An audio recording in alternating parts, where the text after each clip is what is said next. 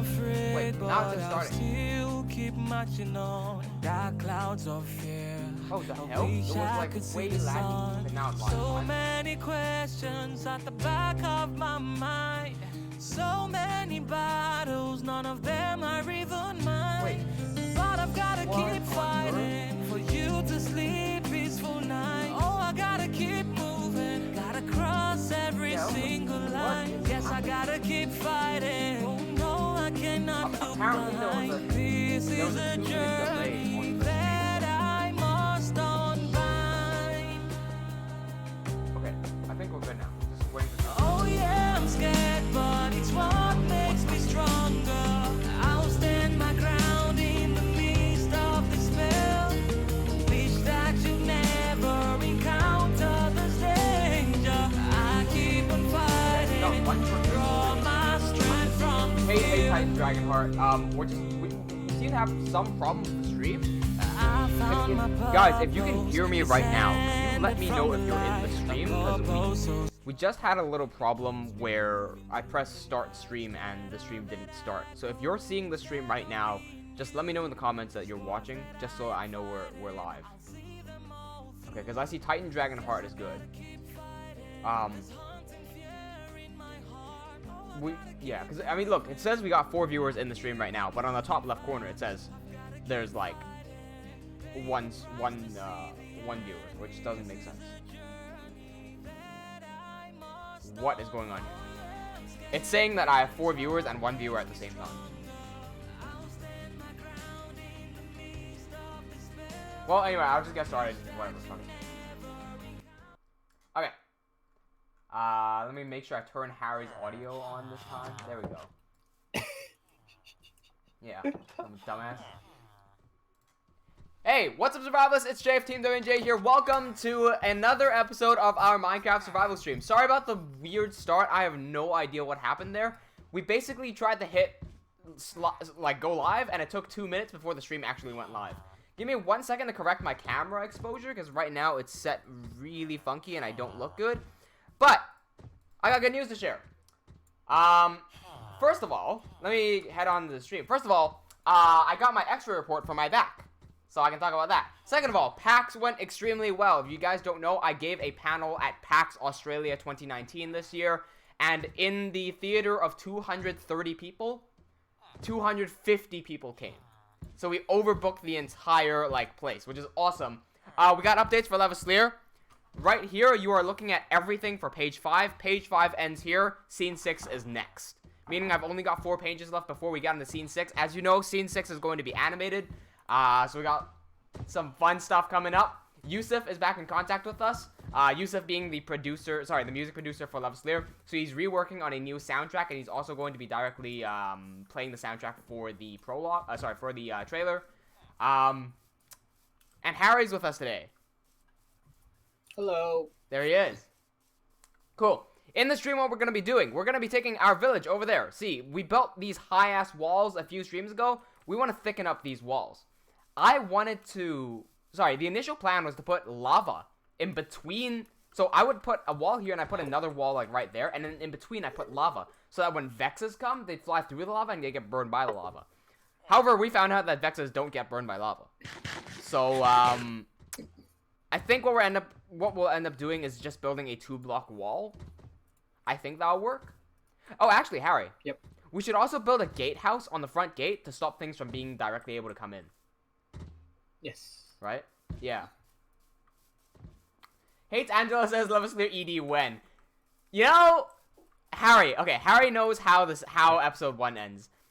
You know how I've talked about stereotypical anime OPs and EDs and how they look like? Like, they always share the same elements of some dude falling into the water, or the protagonist, walking alone, or something along the lines of that, right? What's going on, Adam Lucifer? Welcome to the live stream. Okay, since Harry knows how episode 1's ED ends, and I literally just said, people falling off cliffs. Imagine how stereotypical the ED for Lev could be, just from that transition. Can you hear me? Yeah. What? You didn't say anything. I wasn't sure. I didn't want to say anything. I was asking you directly, man. What were you asking me? I said, could you imagine how stereotypical the ED would be? Yeah. Did you not hear what I asked? The fuck? No, I just decided to not react just to avoid holiday. Ah. Well, it's episode 1. Like Okay. holidays. What's going on, Juniad Plays Roblox? Now we have 6 people. We do have 6 people. Since we do have 6 people, guys, can everyone right now hit that like button because that really helps our channel. And whenever you help the channel, we can help you guys. And that's, you know, it's a cycle of good stuff, you know. Angelo says Fallen Kingdom ending, but with music. Well, Fallen Kingdom does have music. The ending. It goes, the ending goes, ooh. I just imagine someone taking my fucking voice clip and putting it at the end of Fallen Kingdom. Just.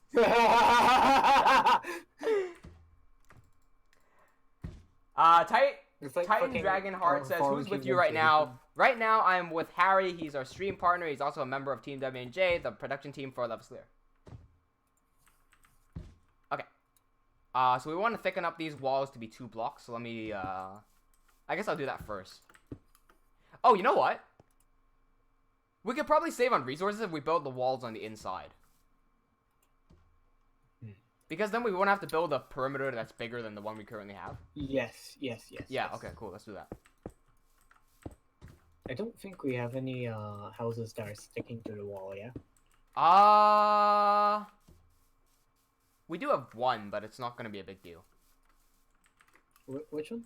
They're not directly touching. There's like a 1 block space in between. Let's get building. Okay, yeah, then. Right. Go. I've left a few stone blocks inside the chest, so you can also get started. Let's try to get some stuff done this time, actually. Okay, guys. Let me get you a quick update on how the PAX panel went. Here's the thing. The first ever PAX panel that I ever did, right? That was last year in 2018 when I showed off Levaslier, the prologue, with Arkosh, the Assault on Dire Shield. That's why I first premiered Levaslier. During that presentation, only like about 10 people came, which was about what I expected for some small panel made by some unknown person. So this time, I went in without that much expectations, because I wasn't making a panel about Levaslier, I was just making a panel just to share some tips about storytelling, just because I wanted to help people do some storytelling, right? And so when I showed up, it was in the morning as well, it was at 11 a.m. When I showed up at PAX, and I was going up these escalators over to where my panel was supposed to be in this room, I was going up, I was like, wow, there's a lot of people up here. The people in the room next to me must be super popular, because otherwise there wouldn't be so many people up here to attend that presentation next to me. That's what I was thinking the entire time. So I get to the actual panel room, I walk in, and, like, the coordinator's there, and she's like, oh, hey, Julian, we've been trying to contact you on your phone. You should have gotten 1 missed call, like, right now. I go, oh, I did get that missed call, but I'm here now. Let's get started. And she goes, yes, perfect. You're right on time. So I get there, I put my computer, and I plug everything in. I get a radio mic this time, which means that, if you guys remember, last year at PAX, I was complaining because they said that there would be radio mics, they said that it would be live streamed, and they did not deliver on those promises. It was a complete failure because of a lot of different technical difficulties. So this time, they fixed up all of that. They got a radio mic this time, as they said in the manual. They also had a really good, like, tech guy who operates the machines, so we didn't have any technical issues there. But, I get in, and they're like, okay, so we're gonna help you get set up, but I'm gonna have to tell all the people outside to, wait a little bit as we get set up. I go, sure. And then I'm like, I hear that, I'm like, hang on a second. All the people outside? I'm like, wait, are all the people outside here to see me? And the girl looks at me like, yeah, they're all here to see you. I'm a bit shook, because I didn't pay attention to any of those guys. Like, I walked past them thinking they must be for the room next to me. I didn't even see a line for my panel, so I was like, oh, I wonder how many people are actually going to show up. She breaks that in front of me, like all these people are here to see. I'm like, oh, damn, how many people? I didn't ask her how many people there were. I'm like, oh, okay. So we get set up. I get everything set up, the presentation set up, and then people start coming in. And at first, there's like 8 people who come in, and they sit down. I'm like, oh, it's only 8 people. I guess part of that line was for me, and the other part of that line was for the people next to me. Okay, that's about what I expected. Turned out someone fell over or something outside, because after those 8 people, everyone started coming in. I'm like, holy, I didn't even take a look at how many people this room could fit. until after the presentation. Like I just saw people coming in and like this little like timer on the bottom of the panel is like counting down how much time I have left, right? I've got a 1 hour panel, and that timer is counting down from 1 hour 5 minutes or something. I'm like, oh, I need to get ready. But these guys are coming in, and they literally take 6 minutes to come in. I had to start my stream on like 59 minutes left. I'm like, oh damn, that is a lot of people. That's fucking amazing. I love that. So I was really happy just to see how many people came in. So it was fucking fantastic. Adam says, what's the reason behind the name TeamWnJ, and why did you name it TeamWnJ? Adam, you can, I'm gonna explain it, but you can also check this one video that I made during Minecraft's 10th anniversary. I made a video talking about why I started this channel, and why I'm working on Levaslier, why I've decided to do it for so long, and how Minecraft has changed my life. It's called, Minecraft is 10 years old today, or something along the lines of that. Just search that up, like Minecraft 10th anniversary TeamWnJ. But in that video, I also explained why we decided to name the channel TeamWnJ. My name is Julian. The person who started the channel with me, his name was Wayne. And so Wayne and Julian make up WNJ. Unfortunately, Wayne has had to leave the team, but Harry was someone that we found when Wayne was in the team. So technically now it should be like W and H. But we do have more people than just Harry and I. You just don't see it. Like, Andrea is doing community moderating, right? So she's our moderator. There's Eric who helps us on Discord. We've got Yusuf who's doing the music for Levaslier, and you guys don't really see them that much. It's only me and Harry that you really see. So we do have an actual team, and it's great that we have so many people like this. Titan Dragon also says cool 3D blocks. We have the texture pack that we're using is the give me 1 second. I'll just double check this for you. It's the vanilla PBR texture pack. But I've also got these shaders, and that's the key thing. You can't just install the texture pack and like expect everything to work, because you can see these like tiny little reflections on this little wood as well. That's part of the PBR textures, so that only works with shaders on. Angela says, what a wholesome PAX experience. I know, right? It made me feel so much better about what I was doing, just to have that little bit of validation there, because I did show off Levaslier during the panel as well. So I had basically 250 people watching Levaslier live, and it just felt really good to be able to do that. Like, it was an awesome experience. Fuck me! Wow. Was that your, Ow. These fucking iron golems do not like the phantoms at all. Yeah, they don't. Oh, that's dead. Ah! Oh! How wrecked is their phantom? Oh. They got me twice, but then the iron golems got him twice as well. Fucking yeah. I was expecting more than twice. Yeah, there were so many golems that they just cluttered up and they couldn't get to the phantom. Yeah. Oh, just a little problem. Right? I forgot to torch the wall, so shit's gonna be spawning on the wall. Oh, yeah. Do you mind grabbing a ladder and doing that? I've made these bits that you can like walk on the wall. Okay, cool. Great. So yeah, I'll be torching him. Titan Dragon asked if the town is gonna get an upgrade as well. We did upgrade the towns by building more buildings, but I think we might build some. Harry, do you want to build some different types of buildings that aren't the default buildings? Oh fuck! Shit! You scared the fuck out of me, man. Oh my god. Man, I've got back problems. You can't scare me like that. Jesus Christ. Ow. Okay. If we're revamping this this village, I'm thinking of making like a Hemrage style, or like one of the left styles, right? Yeah. That's what I'm thinking as well. It is resource demanding, but we do have. I think we could figure out a style that looks like our Levaslier styles, but like simple. Oh, less. Yeah, exactly. More survival friendly. Okay. These fucking phantoms do not like me. I'm gonna go to sleep. Is it coming for me again? It's coming for me again, isn't it? Where is it? Yeah. Oh, it hit a tree and it got stuck. Okay. Oh shit. Bye. Ah! Okay. Everything is good. Titan Dragon asked me if I'm excited for Minecraft Dungeons. Harry, have you seen anything related to Minecraft Dungeons? I've seen some trailers from Hypixel. Yeah. It is a Hypixel thing, right? I think. No, you're talking about Hype shit. World or whatever his game is called. Oh, so there's 2 different games, motherfucker. No, yeah, Minecraft Dungeons is a sequel to Minecraft, or like a spin-off rather, a spin-off of Minecraft, made by Mojang. Yeah, I know that. I also saw a trailer of that as well. I think. Yeah. I was at PAX and people were playing it, so I got to watch people play it. I didn't play it myself because it was part of the Xbox panel, and the only way you could play it was do this 200 people line. So I went on Friday. I was like, well, first of all, my back is fucked, and second of all, I can't be fucked to line up in 200 lines. And then on Sunday, I was like, maybe I'll go to the panel on Sunday and try playing the game. But on Sunday, my back was still fucked, so I was like, never mind. Okay. Ah, yeah, Harry, the game you were referring to was Hightail. Hightail, okay. Yeah.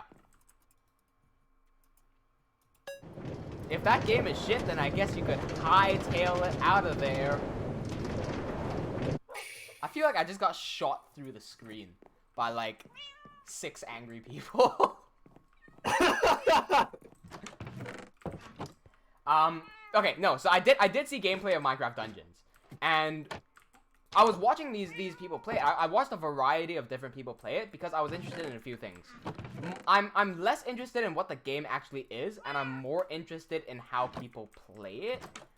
Like, because I'm assuming that Minecraft Dungeons would tap into the audience of regular Minecraft players. So to me, what's more interesting than the game itself is when a person who plays Minecraft and just Minecraft approaches a different type of game. What approach would they take? Like the psychology behind that. That's more interesting to me. So I was watching people play that. However, I was looking at the game as well. And this is what I think it is.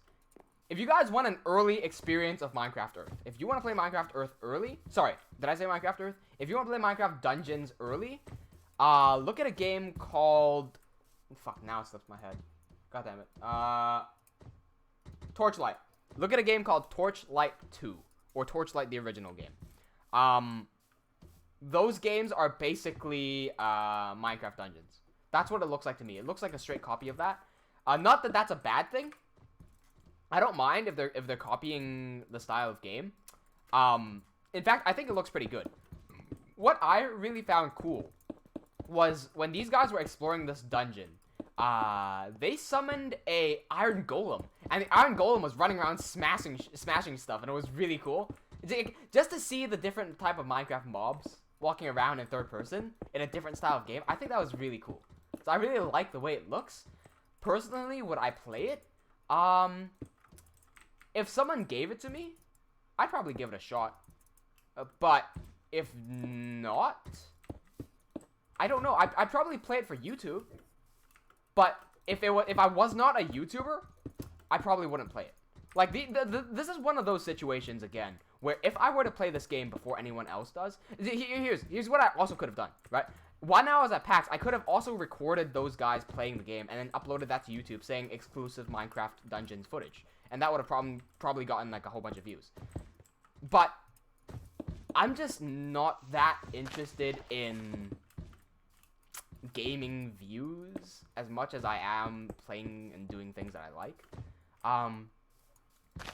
So if I am magically gifted the game, Minecraft Dungeons, and I have it like right as the game launches, then yeah, I might do a few videos on it. I might play through it. But other than that, I personally am not that interested in the game. Just because it's not my style of game. Titan and Dragon says I played Torchlight. Torchlight was not the game that invented that gameplay style. I know it's not the game that invented it. It's just I've played Torchlight. I've played Diablo as well. And that's from memory. That's all that I've played. But I kind of really did enjoy Torchlight, but it didn't stick with me for too long. Like I like the whole style of it. I like the flow of it. I don't know how you describe. What do you describe that genre as, Titan Dragon? Like I like the feel of it.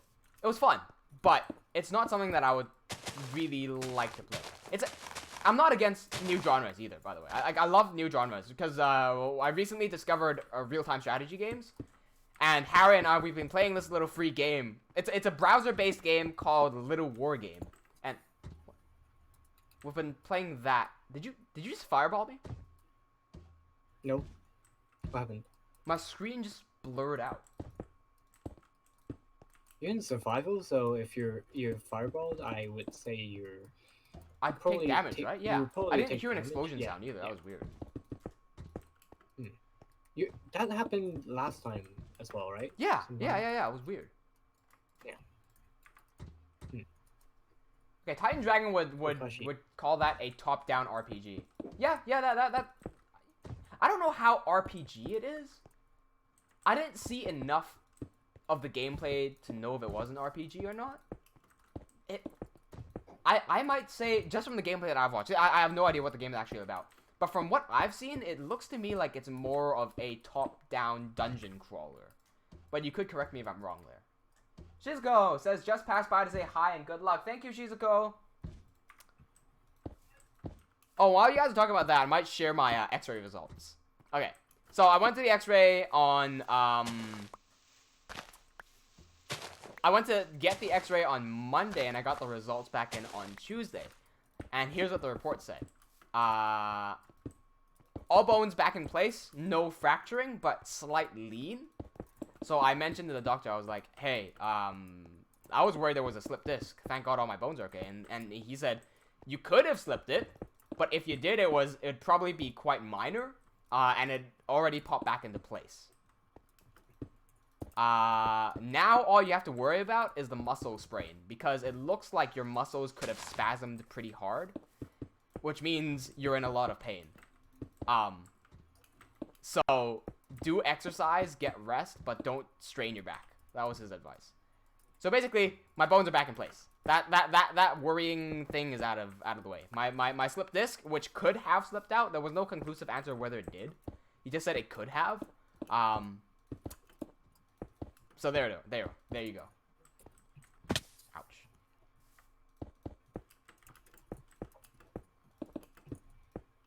I'm gonna install a set of staircase as well. And a ladder. Okay. Be careful. Ouch. When we're building our final version, make sure we don't put a staircase too close to the front, because design flaw right there. Okay. Because otherwise the mobs are just gonna run up the staircase and get us. We have to make sure that the staircase is very difficult to access. Sure. I ran out of stone blocks. I am building, however, an extra ledge with slabs, wooden slabs. I like that.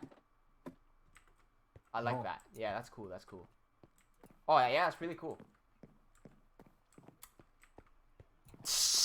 Angelo, stop. Angelo just said, "Welcome back to the stream."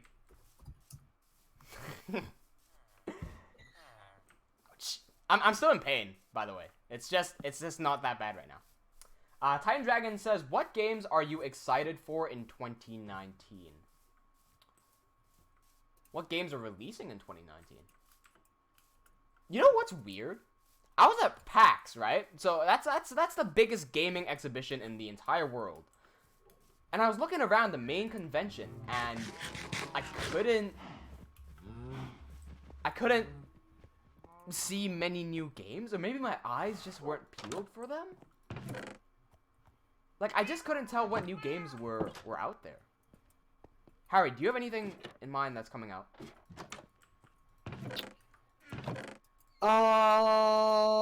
Coming at the end of this month, Call of Duty Modern Warfare. Yes, Call of Duty Modern Warfare is good. Yeah, okay. Are there any new Assassin's Creeds? No. Oh shit, another pillager. Oh. Watch Dogs Legion does not look good in my opinion, so I'm not looking forward to that. Modern Warfare is something I'm looking forward to, yes. Oh fuck, I could have playtested that. I didn't. Yeah, the line was too long and my back was hurting. What else? No Assassin's Creed. Watch Dogs looks shit. Yep. Is there a new Dishonored? No. Let me stop in one of these random houses just to take a look. Okay, let me Google this real quick. Games releasing in 2019. I'm gonna read them out loud for you to see if any of them ring a bell for you as well.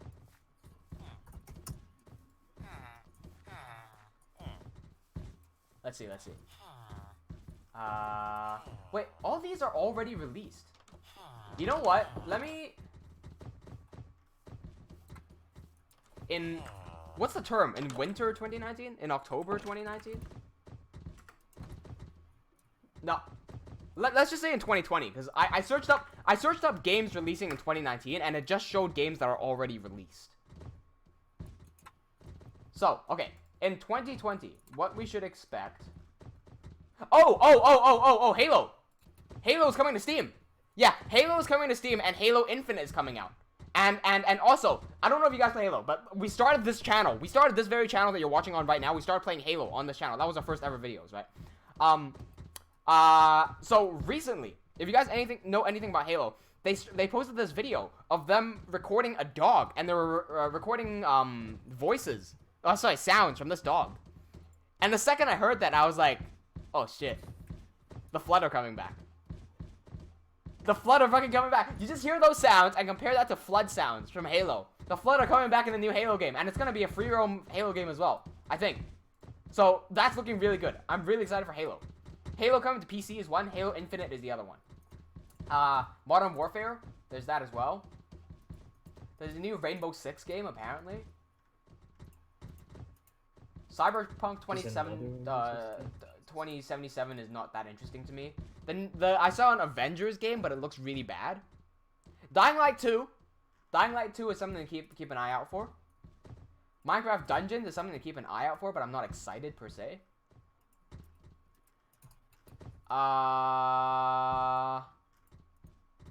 Apparently Persona 5 is getting a sequel. No, that's about it, really. That's about it. Sorry, Harry, did I interrupt you? And it's not Persona 6? Yeah, and it's not Persona 6. Yeah. Huh. I'm more interested in indie games than I am AAA games that would show up at PAX. Because I feel that most games that end up having a big panel at PAX, like the Modern Warfares, like the Call of Duties and the Halos, most of them used a recycled formula, and they're not really that original. And while that's fine, because their formula works and their formula is fun, and I don't mind that, I also like to discover new and interesting formulas, so indie games do that very well. One of the recent indie games that I've looked at that I've really enjoyed, was... Give me a second, because I keep forgetting these names here.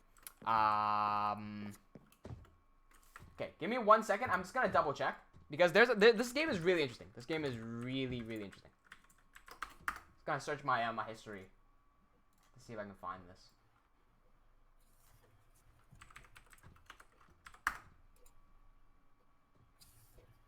Okay.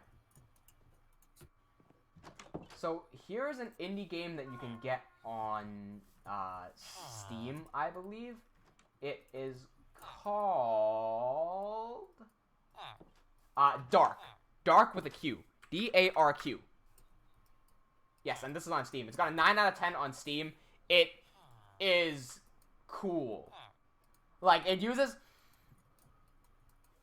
Have you guys ever played Shift when you were younger? On, like, a browser-based game? Like, on miniclip.com or something? Have you ever played Shift? Where you play as a black stickman, and you're running around on a black ground, but the background is white. So the ground that you're standing on is black, but the background is white, and you are colored black as well.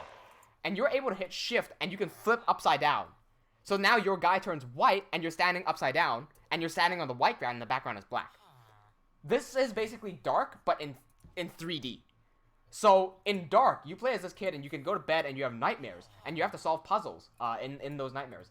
But whatever wall that you can touch, you can flip gravity to stand on that specific wall. And it's a really cool concept. Like, I really like the way it's done. So, like, indie games like that, you won't ever see a AAA game done like that. Also, I'm pretty sure Dark is never going to get a sequel. which is something that I like as well, because it's just a standalone game. It's a standalone experience. You can play those games and then just move on. I like that as well. It's just a bit of change of a pace compared to like Modern Warfare, so for example.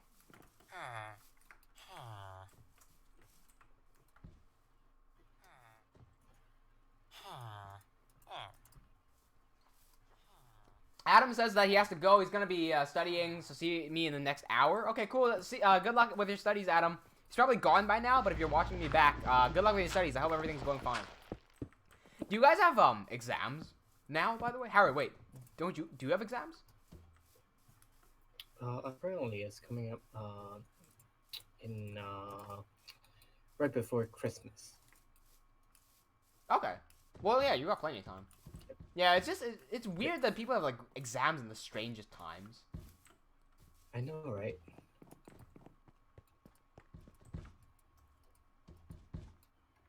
I'm gonna chop some more trees.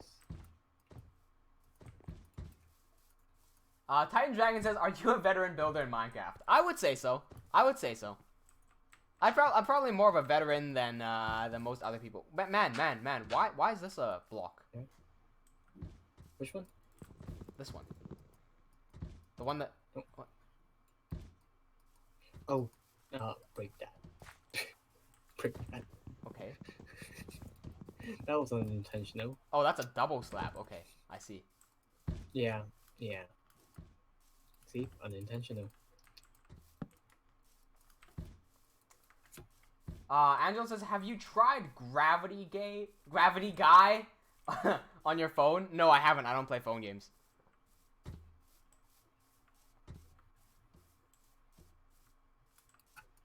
Oh, Titan Dragon earlier said, my first and favorite Call of Duty is Black Ops 1. Oh, you started Black Ops? Harry and I started... Okay, no. Harry, did you start off with COD 4? Yes. Okay, I started with World at War. Yeah. Okay. Those are the OG ones. But I do like COD 4 more. I do like COD 4 more. Have you ever played Black Ops? No, unfortunately. Same. I never got to buy Black Ops. I was just so satisfied with COD 4 that I didn't feel like playing Black Ops. Same. Our school literally played like fucking COD 4 until like year 12. Yeah, when I was graduating, they made Black Ops available on Mac. That's why I never really felt like playing it, because it was the time I was graduating, so I wasn't gonna play with my friends anymore. So I just didn't get it. That wasn't it. What do you mean? It was available way long ago. On the App Store, right? No, it wasn't available for a long time. It was like the year that I graduated that it became available. Nah, it was available since like me in year 8, 9. Huh. Definitely not until graduation. I graduated high school the first time in 15. 15, which is 20 what? No, 2015. 2015. Oh. Okay. Yeah. Yeah. It was around that time that it came out that I just didn't feel like getting it. Also I was running a shit computer. So even if I did get it, I couldn't run it. Same. What am I doing? Wait. What am I doing in game? Okay, we need more stone so we can build the machicolations. Yeah, okay. Let's grab more stone. Grab them. We have a few stacks. No, we ran out. We ran out completely. So we need to go mine for stones. Shit. Yep, sure. Andrea said earlier, just putting this out there in case. When are you gonna upload a video about the content of your PAX panel, which is Worldbuilding? Why did you phrase it like that? Why did you say, like, when are you uploading the video of your PAX panel? I'll probably make one soon, because I was in contact with Yusuf today, and Yusuf is our music producer. And he was like, hey, do you remember this girl that we used to study with? I'm like, no. And he goes, well, she's been she's been getting into story writing, and because I know you just hosted this panel on story writing, I was wondering if you could give her some tips on story writing. So I was like, okay, yeah, sure.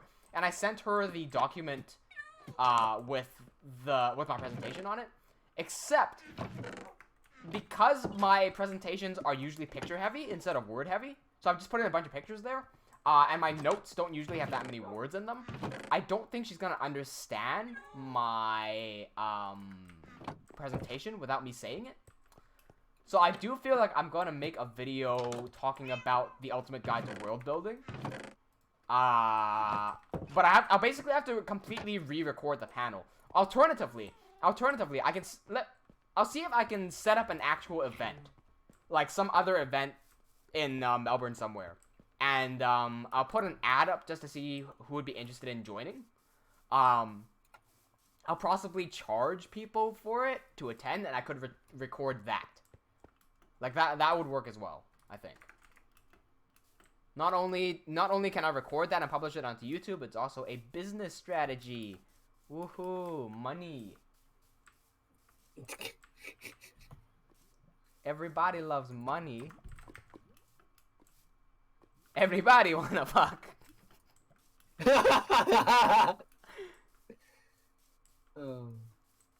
That's gonna stick after their fork. Everybody wanna fark. Did you guys see a new video on the table? Yeah, did everyone see a new video? We did. So I know we haven't been recording and editing many videos lately. Our editors are working on that already. We've got highlights coming out. But Harry and I was goofing off one day on this website called English.com, and I found this website way long ago. It was like one of my favorite websites. And I'm just recording us goofing around. It became one of the funniest videos.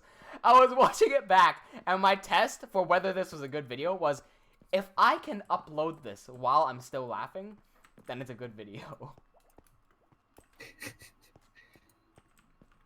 What is that? Oh, it's a bad mine shaft. What's up? That's your criteria? That's a pretty good criteria. Yeah, exactly. Because if I've edited it, it means I have to watch it like a million times. So if I can still laugh after seeing it that many times, good video. Upload. Yep. But hey, you're gonna upload it nevertheless. Hey? I'd say you would upload it nevertheless. I would, even if it wasn't good. Yeah. But I know that this one was good because I was laughing at the end. Yep. I was planning to make them the Maninana argument the main title of the video, but then as I was watching the video through, you were like, "A fat cow is a vegetable." So I was like, okay, well, we got a new title now.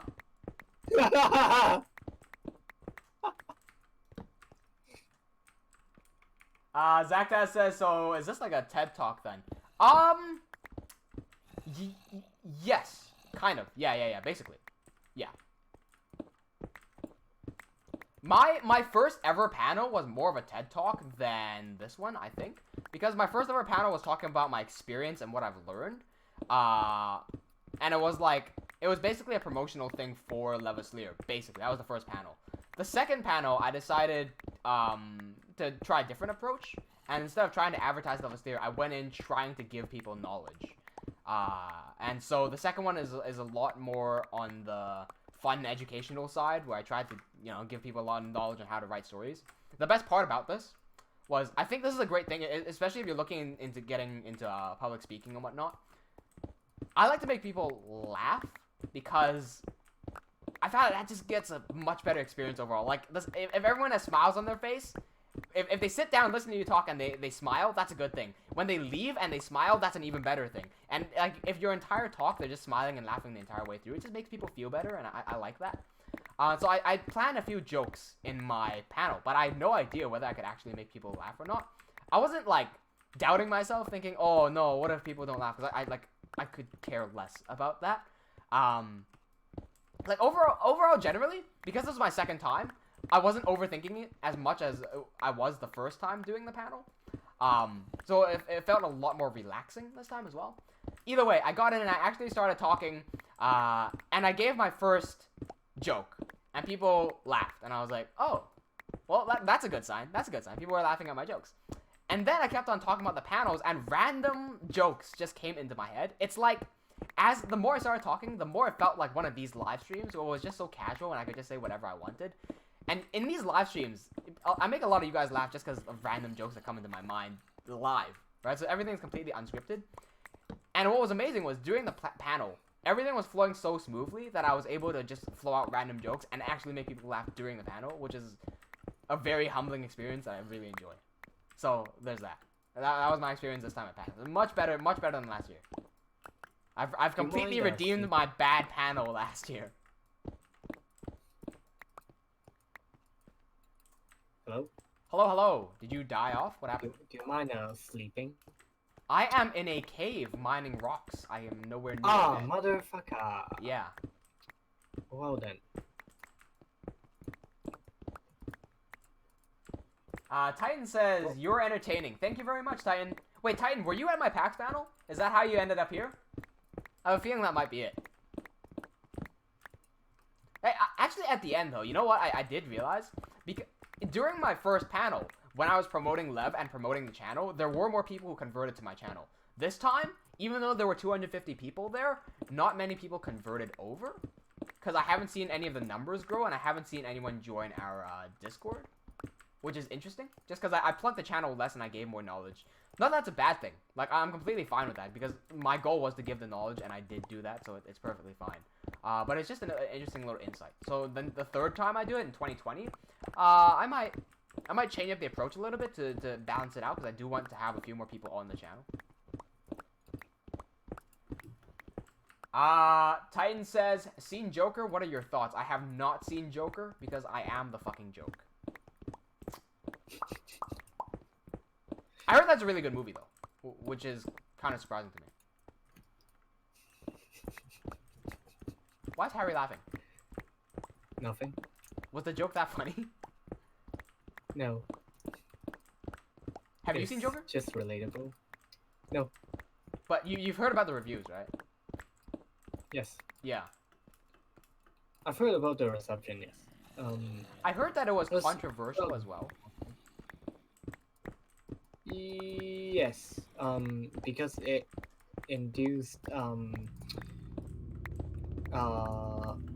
really famous American director to say that superhero films aren't cinema. Yeah, I read that. I was about to say that.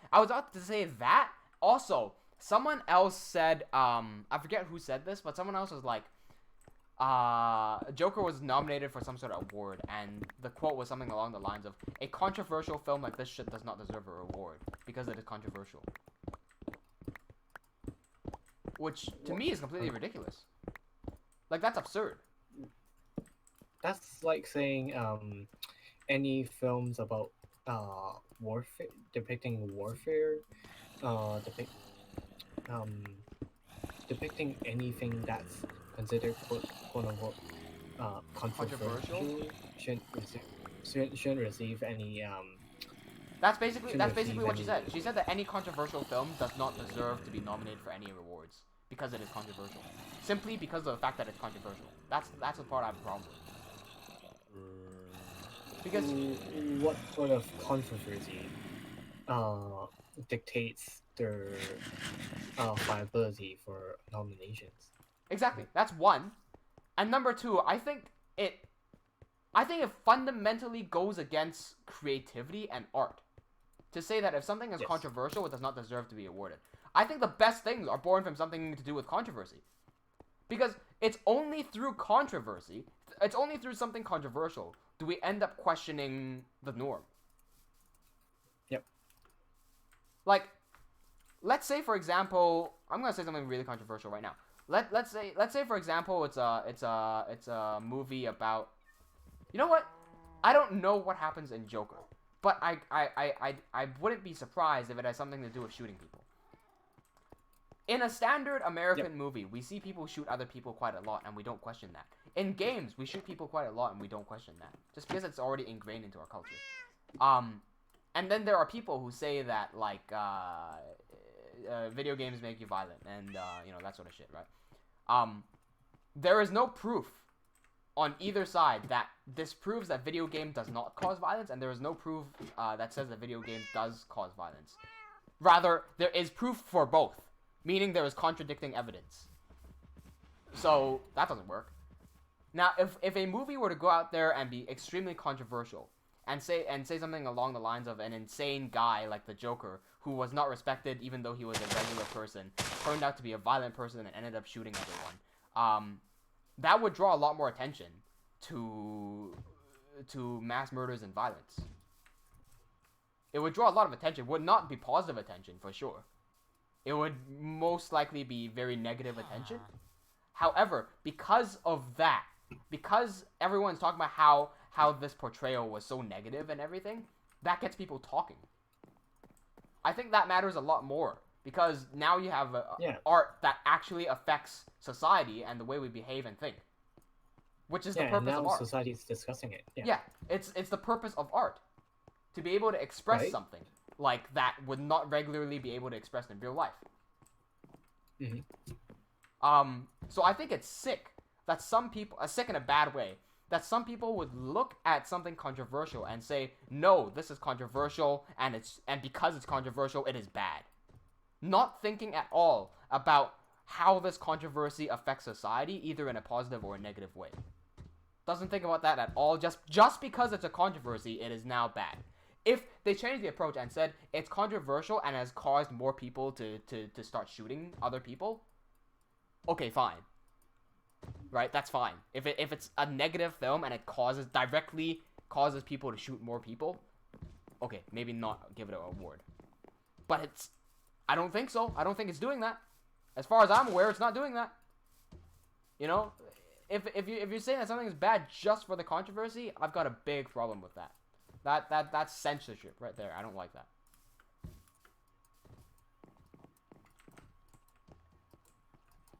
That's being China. Where did that come from? Okay, yeah, true. Except in China, you can't see Winnie the Pooh.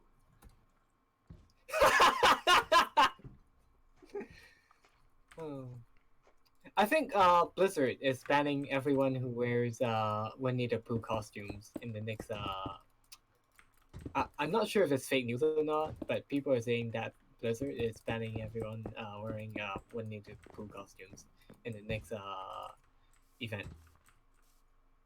I don't know anything about that, but I will wear a Winnie the Pooh event if it shows costume if it shows up, because I'm not a Blizzard user, so they're gonna try to ban me, but they won't be able to find my account. Just to fucking mess with them.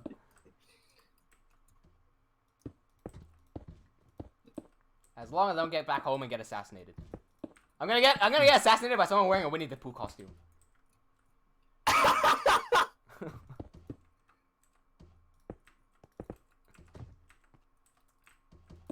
Zakta says, at my school a few years ago, there was this day where you got to make a video with your friends and it was uploaded to YouTube. The video that I found, the video I found it on YouTube, it was so cringe.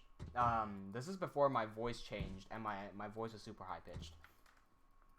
You know, you could find some very easy cringe just by looking at our old content. Rather, my old content, because I was the only one uploading to this channel.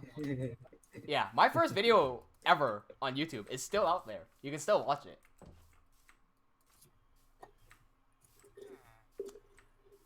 Harry, I just made a gateway. Sorry.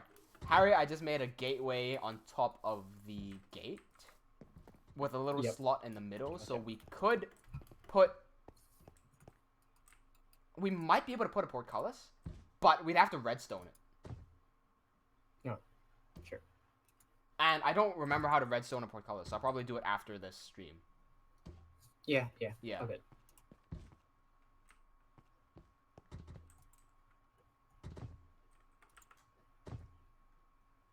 Oh, hang on. Angelo said something earlier, saying, I confessed to my crush. She laughed at me and then left. I guess I'm a great comedian. Did I miss a joke there?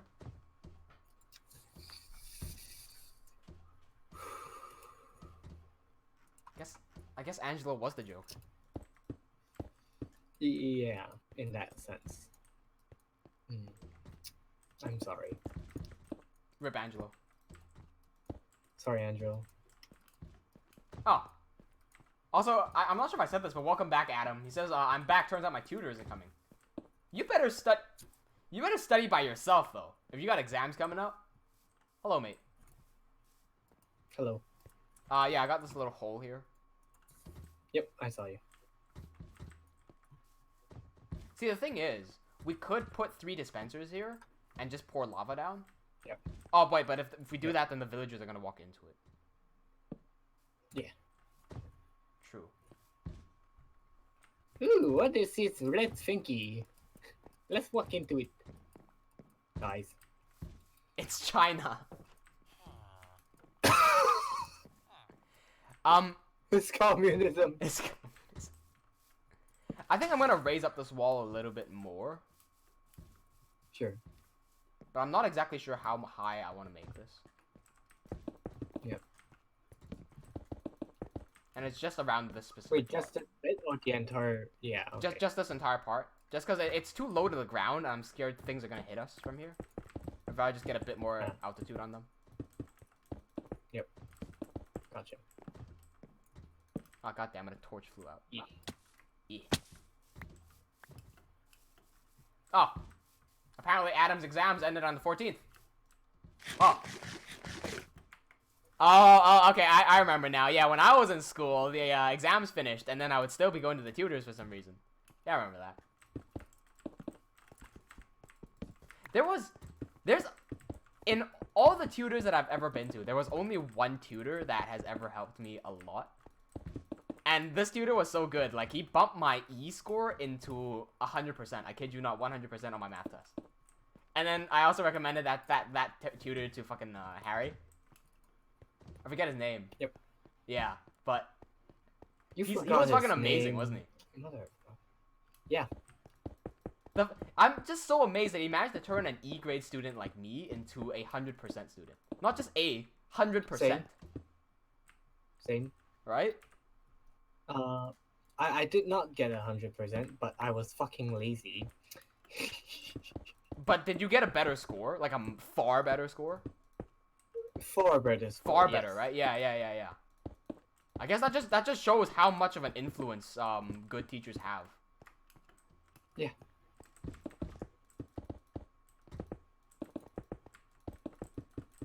I mean, wait, now that I think about it, my regular math teacher wasn't a bad teacher either. I guess he was just better. He's just not... I guess the tutor was just better. Yeah.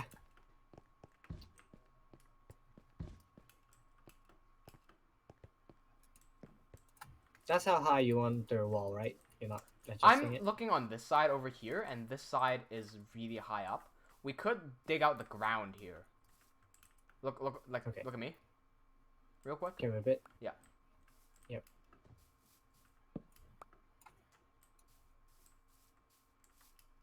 You good? Break this off. Yep. Okay. So this part is a bit short. Even if I build this up to 4 blocks, this is Right. still a bit short. We could dig away this ground. Right. A little bit. Yep. And then we'll just Sure. smooth out this wall here. Yep, gotcha. Cool. Gotcha. Scoliosis. Around the gatehouse, I'm just thinking if... Okay, take a look at this. We got a gate here. So imagine the gate goes up by... 2 blocks. 2 blocks. Then we need 2 blocks of leeway for the gate to go up, right? Also, we need pistons to push back down. I'm not sure how high that's gonna be. I think this height is alright. Yeah? For a gate. I think maybe it's better to build one... a few higher, just to... Oh, no, we'll do that when the pistons come in. I think it's fine. Yeah. Yeah, I'll just work on smoothing out the wall for now. Okay.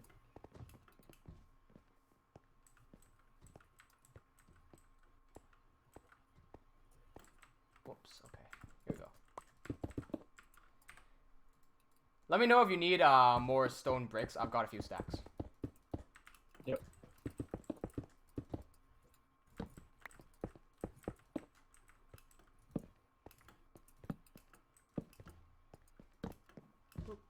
Go. Cool.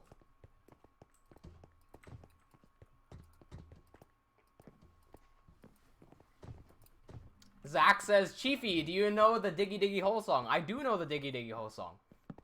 How'd you guess? Here's some trivia for you. By the way, if you guys are into Levaslier, just thought I'd bring this up again. We do have a Levaslier Wikipedia set up. So if you guys want to learn more about the Levaslier lore and what we have, you know, the stuff that you may not have known about each individual character and the storylines, they're all on the Levaslier wiki. So if you want to know more about the character Chafe for Heaton, I've included a little section here. Chafe's character was inspired by Honeydew of the Yogscast, who invented the Diggy Diggy Ho song. So there you go. Oh, right, Harry. I redesigned, Wait, that's not a spoiler. That's not a spoiler. That's not a spoiler. That's not a spoiler. I redesigned Gandalfable. Oh, okay. Check out. Nice. Okay, I redesigned Gandalfable, and I also gave Chafe a new render so that he'd be in the Warlord pose on the wiki. Nice. So he'd match Arkosh's pose. Nice. Right? Oh, the new Gandalfable looks so sick. It's not only does it match Arkosh, it matches the Chafe drawing on the shirt. That's the best part. It's the exact same drawing as the one on the shirt. Nice.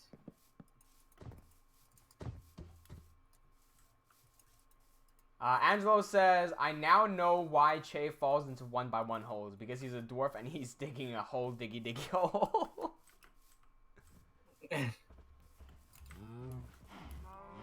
When I was a kid, I thought of doing a diggy diggy hole version, but with Chafe. But now I'm an adult. That's the end of the story right there. If I ever set up a full animation company and people are like, every single employee is as excited about Lev as me, people would end up forcing me to do it. And I would hire employees that are as enthusiastic about Levaslier as me. They would fucking put a strike just to get you. Yeah, just to get me to sing Diggy Diggy Hole. I've also got to dress in the Chase costume, and I've got to kneel down on my knees and put like fake feet on my knees just to make myself look like a dwarf.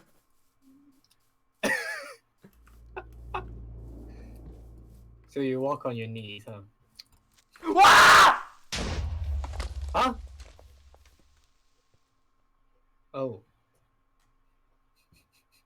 How? Where did that come from? What?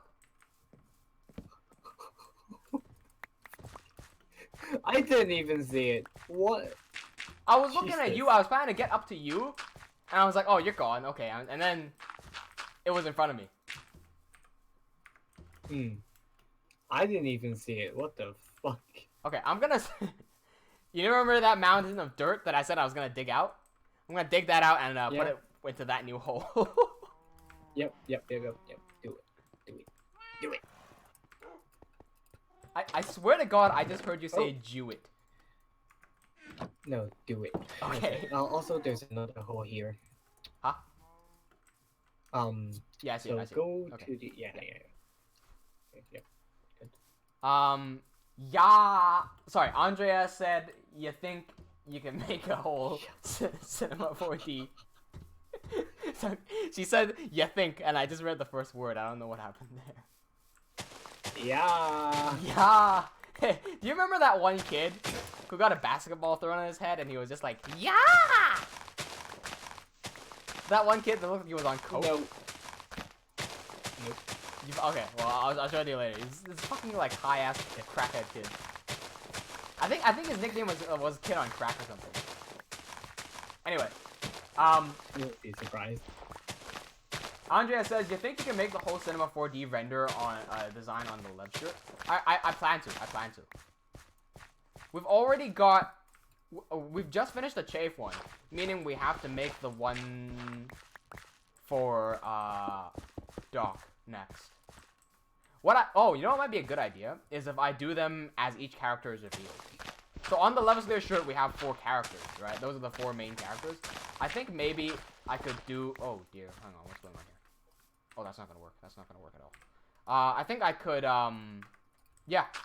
I'll just...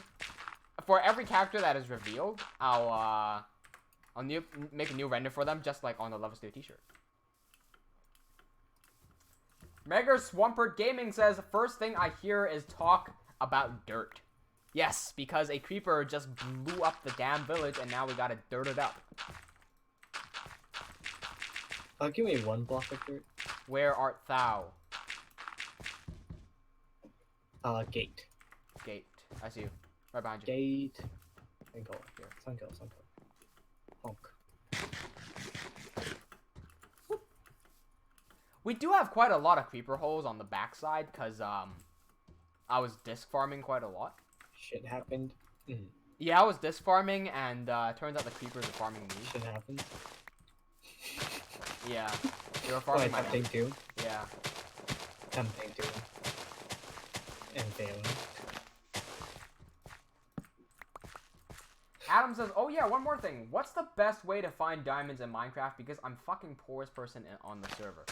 Oh, okay. If you're playing on a public server, that's a different thing. Wait, how many people are on your server, Adam? Like, how many people are you competing for resources? Because when you're playing on public servers, everything changes. I usually play private on my own server, like what we're doing right now. So I can play however the hell I want. And the best way to find diamonds for me is to just mine, because then I can enjoy the game, and that's what's more important to me than actually finding the diamonds. Because when I enjoy the game, I play the game for longer, and I end up finding more in the end anyway.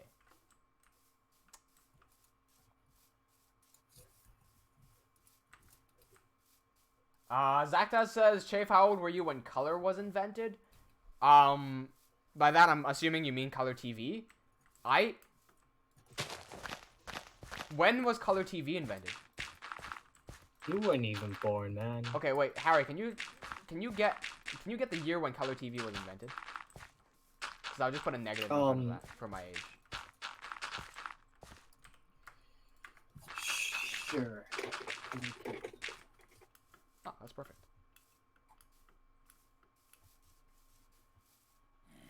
Oh, okay, like 5 to 6 people, all my friends. Okay, so you're not competing for resources against anyone. Okay, that's good. That's good. The most important thing, if you want to find diamonds, is finding a fortune pick. So I would first look for 3 diamonds. That's my goal. Is find 3 diamonds and then 2 more. Because once I have the 3, I can mine obsidian, and then once I have 2 more, I can make enchantment table. And then I will just grind for fortune. So that's why it took us a long time to get a bunch of diamonds, because we had to grind fortune. We ended up getting fortune through trading. So however you can get fortune, put that on a diamond pick. Then, what I would do, to make sure that I get most from the game and I enjoy the game, I'd find new caves that look good. What that means is that... Give me a second. I'm just going to go creative mode so I can show you this, right? Here. So this right here is a cave that looks good. Because all I have to do is go into here. Once I go down, I'm like, okay. If I see this, imagine if this was all dark. This to me looks like a good cave. Just because it goes down pretty damn far, right? But if I find a cave that looks like, let me just find some shit cave here. Okay, like this. This to me, I don't think this would go anywhere. So just by going, never mind. Hang on. So I torch up this place. This is going up. I don't like the fact that this one's going up already. This will probably reach a dead end from experience. Yeah, exactly. So this, I could tell that this would not be a good cave. So I keep an eye out and I learn what is a good cave and what is not a good cave. So I could go into less of these dead ends and find more actual good stuff. Anything that goes down is good for me. And then try to go as low as you can, as fast as you can, down to layer 12. Layer 12 is around where diamond spawns. So when you get to that level, explore. You're looking for big, like massive damn rooms with lava. Every time you see lava, that's a really good sign for you, but you want a big room with lava. Why? Because when you have a big room of lava, it opens up more space, and you are able to see more blocks. And because you're able to see more blocks, you're able to identify diamonds faster that way. That, for me, is a lot more fun than digging a straight line and strip mining.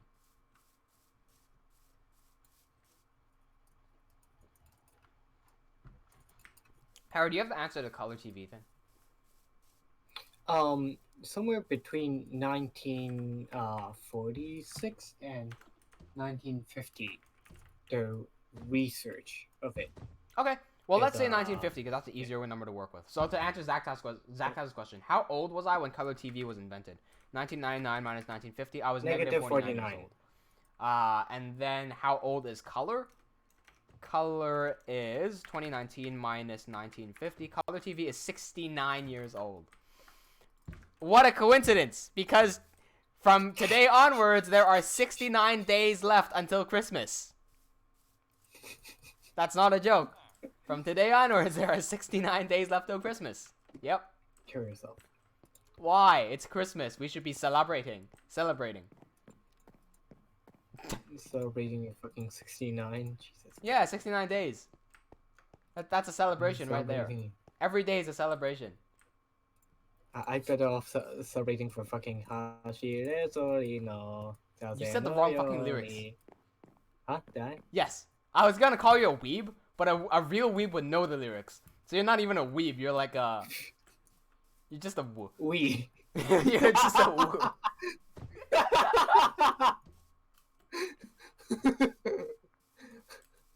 I thought I was gonna be a communist, but no, I was a woo.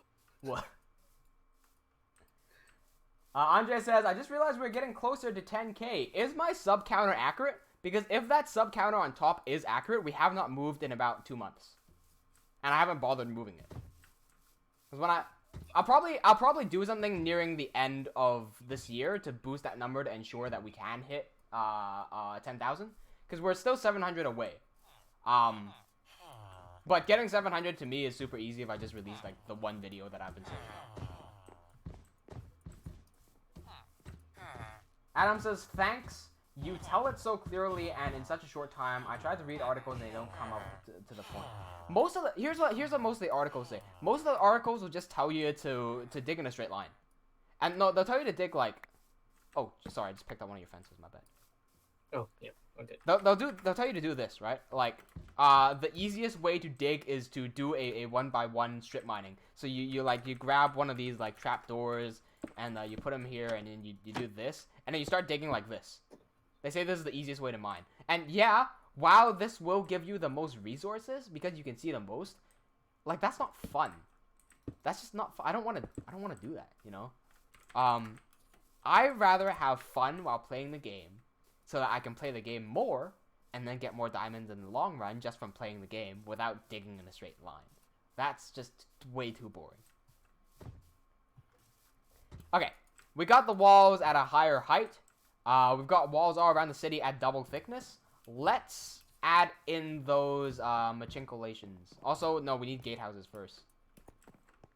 Machicolations? Okay, let's build the gatehouses first so that we can put the staircases inside the gatehouse so that when we get raided, people don't just run up our exposed staircases. I feel like that is a solid strategy. In order to... Let me take off my armor for now. In order to do that... let's see. I'll start off right here, maybe. No, I'll give it a bit of space. Should I though?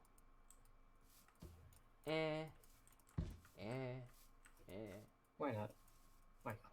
Yeah, I'll give it a bit of space just in case. I'll start this one here. And I'll pump this maybe 3 blocks out this way. And then 2, 3, 4, 5. What? How many is this? 1, 2, 3, 4, 5, 6, 7. In like this.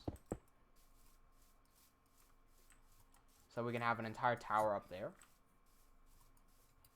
Is that a bit thick? Nah, that's fine. Okay, yeah, that's fine. Okay, I'll build one tower on this side then. Pop, pop, pop, pop, pop. Harry, do you think it's worth building just half towers instead of full towers? To be more resource friendly. Half towers. So it just sticks out on this one side. How tall? Sorry, what now? Oh. How tall are you talking? The gatehouse. Also, can you speak up a little bit? I can't hear you. Yeah. Yeah. So it'd just be on this side. We don't have to build it on the back side. Okay, sure. Yep. Cool. I'll also mine out this wall to be resource friendly. It's effective and resource friendly, so why not? Yeah. Exactly.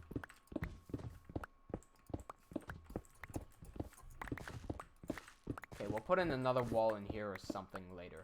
Or oh no, we could probably put in the staircase, like right over here. That's just how we would get up, and we'd have to lock down the staircase and a little wall here as well. Yeah, that would work. That would work perfectly fine. Perfectly fine. Titan and Dragonheart says we are almost at 10k. Wait, are we? Is that, guys? Is the number on top of me accurate? The sub counter, like up there in the middle of the screen, on the very top of the screen, it says 9362. How much are we actually on?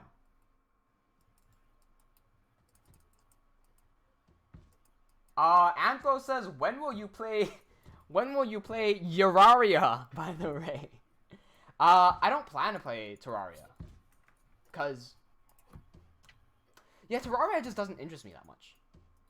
Like, I get that it has really interesting boss fights and whatnot. But yeah, I'm just not really feeling it. Oh, Harry. Yes. I found out that Halloween is in 2 weeks, and it's a Thursday. Yes. Yes. Do we want a Halloween special? Ooh. We could play. We could play Halloween special in SCP, right? Yes. Yes. Okay. I want to do an SCP event. And I want to invite some of you guys to join us as well. We'll probably... Let's see what Eric's doing to see if we can invite Eric. I'll reach out to most of my friends as well, see what they're doing. But if anyone here watching right now is interested in joining a Halloween event, so that's in 2 weeks' time on Thursday. SCP Secret Laboratory is available on Steam. And it's completely free. So you can download that as long as you have a PC computer, not a Mac. If you have a PC computer, you can download that game. You can join our Discord server in the link in the description. And then when I set up that event, whoever's interested in joining can let me know. And then when that day is coming closer, I allow everyone to connect to my computer so that we can all play together. Okay, so Andrea says the channel is on 9.35. Yeah, so it's gone backwards. It's not a good thing. Like, there's nothing to celebrate there because we were at 9.37 at one point, and it's just gone back. Because remember, I made that one post saying I'm canceling the PewDiePie animation. After I made that post, we dropped down by 20. So like, I'm not too bothered by that. Like, I don't give a shit about that fucking number. But like, yeah, it's just I don't celebrate almost 10k. I celebrate 10k.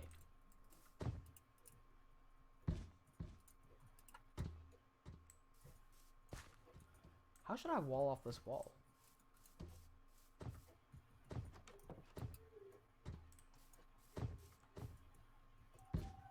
Actually, I think it might actually be better. Actually, it might be better to build a full tower, because if they somehow get through the gate, we can still shoot them from up here.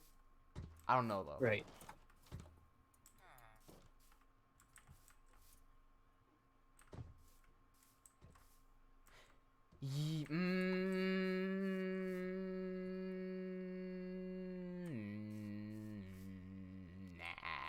We're good. I'll build like a semi-tower, I guess. I'll just protrude it from the wall a little bit so we can tell where it is. I'm also just looking at the aesthetics here. Okay. Okay, so we got this thing. We can move the staircase into here. And then I'll build one on the other side as well.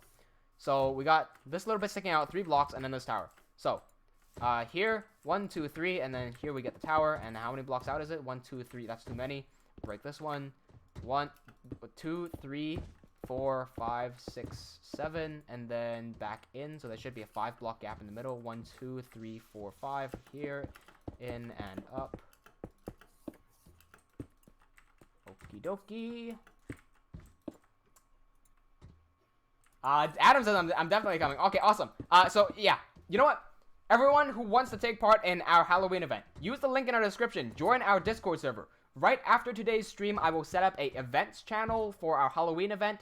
Let me know that you're interested in joining. I'm just gonna scan through and make sure everyone is a good person, because I don't want random people connecting to my computer. And then I will allow people to join into our SCP event. Again, it's a completely free game that you can play with us. Granted, you have a Windows machine, not a Mac. I know that's a limitation for some people.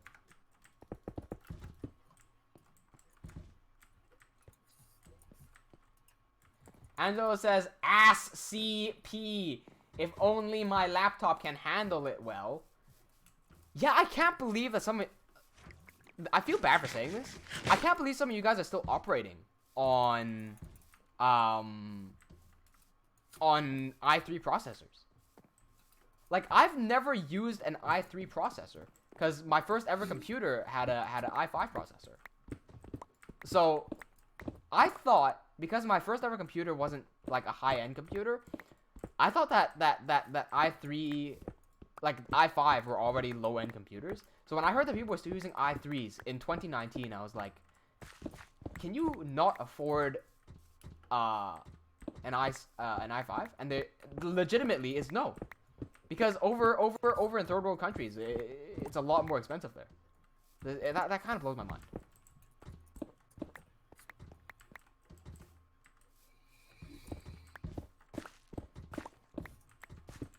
Okay, so yeah, Angelo has a good question. If everyone's joining the game, who will watch the stream?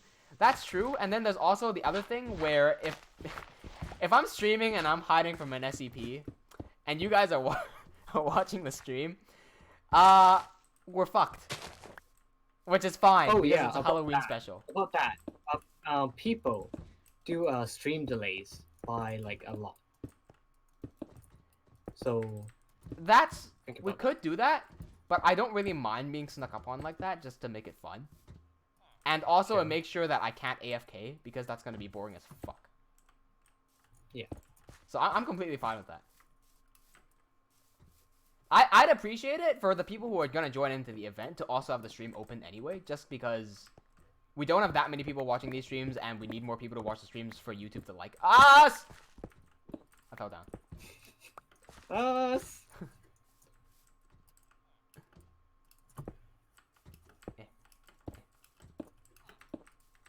Okay. I couldn't reach, so I had to like jump and like to get to the thing.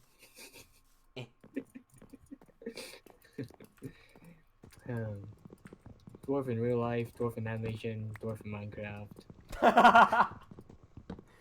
I'm broken back as well. Short on short.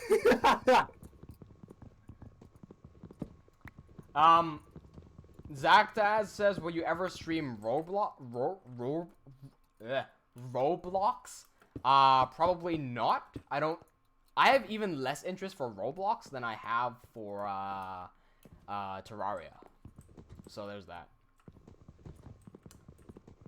Titan says, I dare you not to scream during the SCP stream. I probably scream during the title sequence. So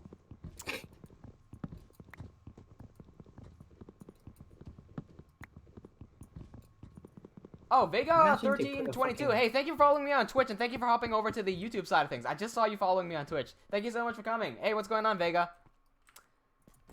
Let's add a platform on. Imagine in the Halloween event. Yeah. The devs of a secret lab puts their picture of 096 in the title screen.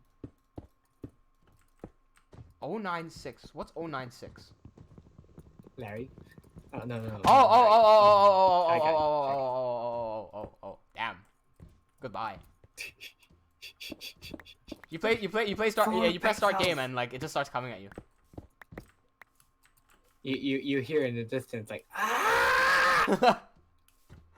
Here's loud autistic screeching in the background. Yep. Do you have any more of those wooden slabs? Sorry. Slanks. Nice. Slanks. Yes. Yes, I do. Okay. Could you put those slabs on the top of the towers? Slams. Nice. Wait, what did I say this time? Slams. Slams. Here. Oh, fuck's sake. I see. Gotcha. Okay. Okay. Do pillagers know how to open doors? That's also a good question. No, they don't. No, they don't? Okay, good. They nerfed it in the they were able to, but that was too overpowered, so they nerfed them. Yeah, okay. To yeah, not cool. be able to. Yeah. Vega says, not much I saw. Ah! No. I can't. Not much saw you were on YouTube, so I thought I would hop in here. So what is this? What is this I hear about a Halloween event? Right, yeah. So apparently, since we stream every single Thursday and Saturday, turns out in 2 weeks' time on a Thursday is going to be Halloween. I thought, why don't we get all our viewers to install SCP Secret Laboratory on Steam, a free game. Granted, as long as you have a Windows operating machine, you can play this. Just get Steam, search up SCP Secret Laboratory. Join into our Discord server, and I'm going to set up an events channel right after this stream ends. And anybody who's interested in joining our SCP Halloween event, just type your name into the Halloween channel. And, yeah, I'll get everything set up from there. Adam says, do you think Assassin's Creed franchise will ever end? I hope not. I actually hope that it does. I wish that the game ended in Assassin's Creed 3, the main story. Okay, what I mean by that is I wish that the main Assassin's Creed story would end at Assassin's Creed 3. I wish that Assassin's Creed 4, Syndicate, Unity, Black Flag, Origins, and every single one that comes after was a spin-off, not part of the main story. Because Assassin's Creed 4 is a fantastic game. However, that has very little to do with the main Assassin's Creed series, because modern day doesn't have anything to do with the main story. Edward Kenway's story is a really damn good story that I really enjoyed. The game was fantastic, but it did not contribute much to the main Assassin's Creed story. Look, in Assassin's Creed 3, the main story has already ended. Because in Assassin's Creed, they're trying to stop the sun from incinerating the world. In Creed 3, they already finished that. So all of these games that come after, to me, they just don't really make sense. Because what are they fighting for now? It's like, okay, you have an assassin versus Templar thing going on because the Templars want to control the world and the assassins want freedom. Assassin's Creed 3 also worked that out. Because in Assassin's Creed 3, it's worked out that you need to have a balance between the two in order for peace to continue. And it's further demonstrated in Assassin's Creed Unity. It's even in the title, Unity, that you have to have both. So the Assassin Templar thing is basically already resolved. The end of the world thing is already resolved. They killed off one of the main protagonists, Juno, in one of the comics that nobody even reads. So that's done. So what more is there? You know, like, all of this stuff that's coming out with the new character, what's her name? Layla in the modern day. How does that have any relationship to any story at all? Are they setting up a new story? If they are setting up a new story, I don't like where the new story is going, just because the new story doesn't look that interesting to me. Like, Layla herself, as a character, is not a character. She's just some chick in a device. And she's really, corny. That's it. There's no supporting characters. There's William Miles. He ain't doing anything. He's useless now. Because they turned this master assassin, who was the master of this entire secret organization, organizing all these assassination events. They turned him into some sort of old vegetable in the background. He doesn't do anything. So the main character is weak. The main story is weak. The supporting cast of characters, non-existent, because they're all vegetables. I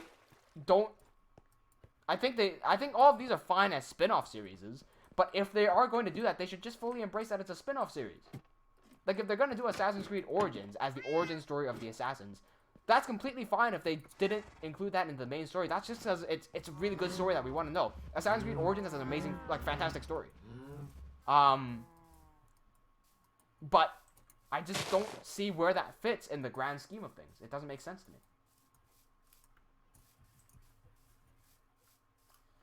Titan Dragon says, maybe all Assassin's Creed games after 3 was in a new timeline.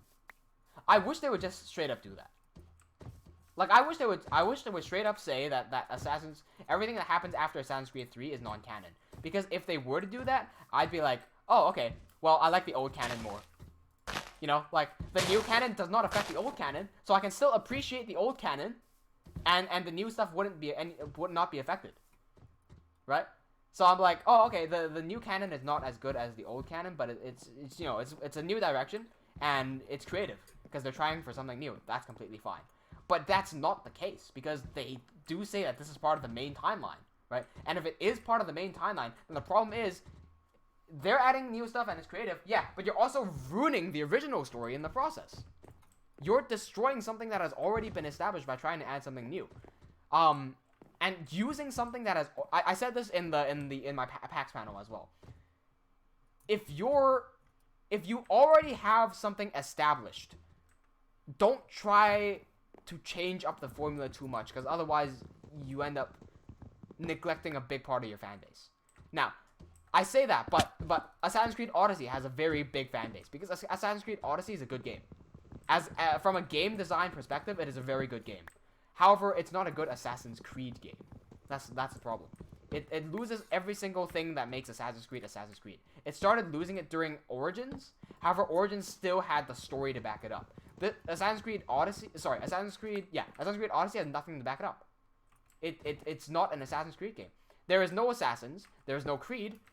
They should just have called it Odyssey. You know? Like, that would have been fine.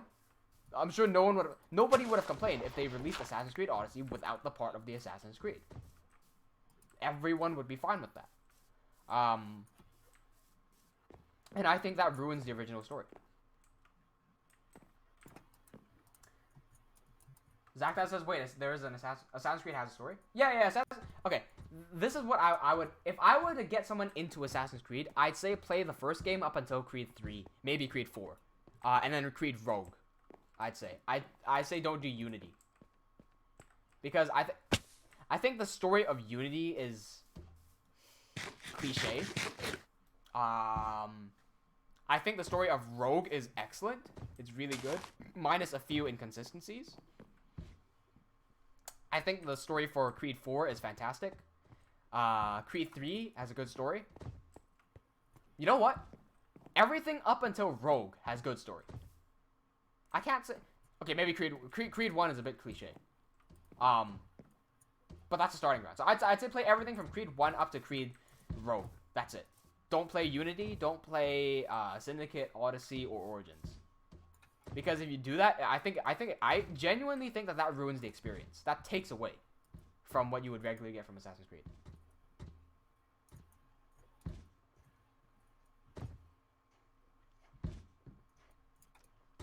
Adam says, if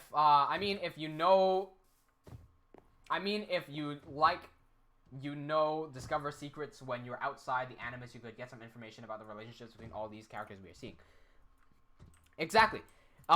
You have to dig deep into this information in order to get all the stories about how it's linking up.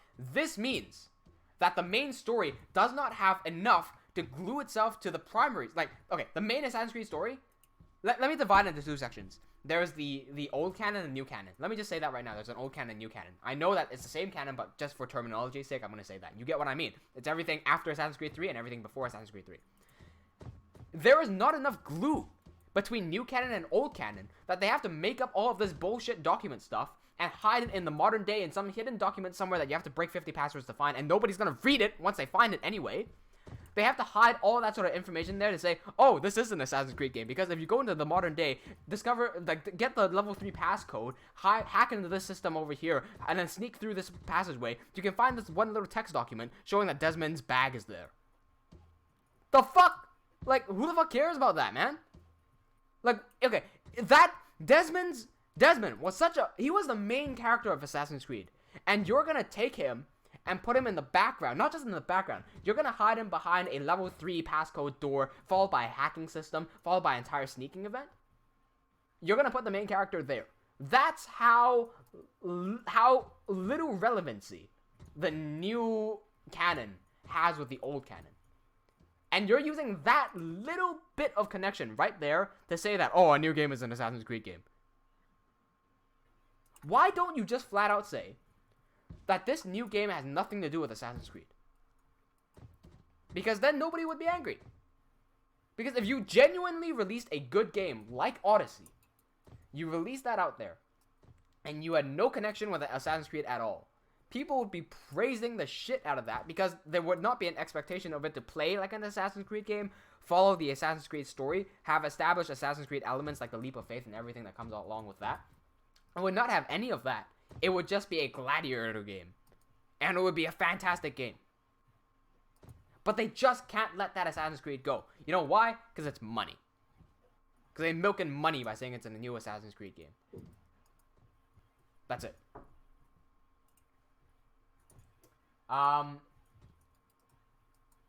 Also, Adam says it would be amazing if they revived Desmond. It would be amazing if they did that several years ago. If they pulled the switcheroo, in say Assassin's Creed 4 or Unity, and they brought Desmond back. But we're too far into the rabbit hole. We've strayed so far from the original path that if you were to bring Desmond back right now, I think the majority of the community would call bullshit, because they realize how far they strayed, and they're like, oh, we need a way to go back. How do we go back? Oh, let's bring back Desmond. Like, just as an excuse to get back on track. I don't think that's the right way to do it. I think that because they've already gone so far off track, and because their new games are looking so good, that they should just keep going on that track. Just take it to a new direction. And just stop calling it Assassin's Creed. Either that, or keep calling it Assassin's Creed and just let the past go. So, all the stuff that came before, just say that's no longer canon. And just say that everything that comes after Creed 3 is canon or something. You know, like, a Desmond Miles, he doesn't exist. He was just in a... Oh, here's a bullshit one that they could probably get away with. Say that everything that happened from Assassin's Creed 1 to Assassin's Creed 3 was just a simulation. If they said that, that would brush all of that stuff into non-canon. I would be fine with that, because that means that everything in that non-canon can be my own universe. That is its own canon by itself. It separates that canon from the current Assassin's Creed canon. And they could keep going on with what they're doing. With their type of RPG-style third-person game, high combat, dump the stealth, because stealth doesn't exist in Assassin's Creed anymore, it's useless. Play it as an RPG third-person game. Keep calling it Assassin's Creed to milk in more money, and release good games.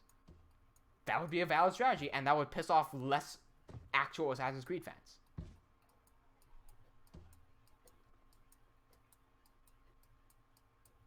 Assassin's Creed Origins reminds me of Mass Effect for some reason. That was their inspiration. They did want to go for a Mass Effect route where your choices affect the game. You know what else? Okay, the Animus in Assassin's Creed. For those who don't know anything about Assassin's Creed, in Assassin's Creed, you play as Desmond Miles, at least in the first game. You play as Desmond Miles. You get captured by Abstergo Industries. You get put into what's called an Animus. This Animus reads your genetic DNA, and it allows you to access your ancestors' memories because they are encoded into your DNA. And so you access those memories, and you go into the memories of an assassin back in like the Second Crusade or whatever. And as that assassin, as your ancestor discovered a piece of Eden, which is this like apple of Eden that you can hold and you can control people's mind with it. The Abstergo Industries, which are modern day Templars who fight against the assassins, they want that object because they can control people's minds, and they're obsessed with order. And as an assassin, you're obsessed with freedom. So freedom and order don't get along, and they have to fight each other. That's the basic gist of it. Now, the Animus in the first game is explained. The canonical explanation for the Animus is that you are not playing a simulation. It's like when you put on that headset, it's like watching a movie, basically. It's like watching a movie, except you're so connected with your ancestor that you can feel all the senses. So anything that your ancestor is doing, like if he drinks this Coca-Cola, you can feel and taste the Coca-Cola in real life. However, you cannot control the person to taste the Coca-Cola.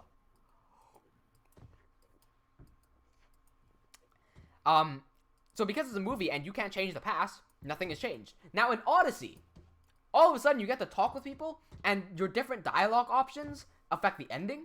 Excuse me? How does that work? You're changing the past, right? Like that's not how the Animus works. That's one.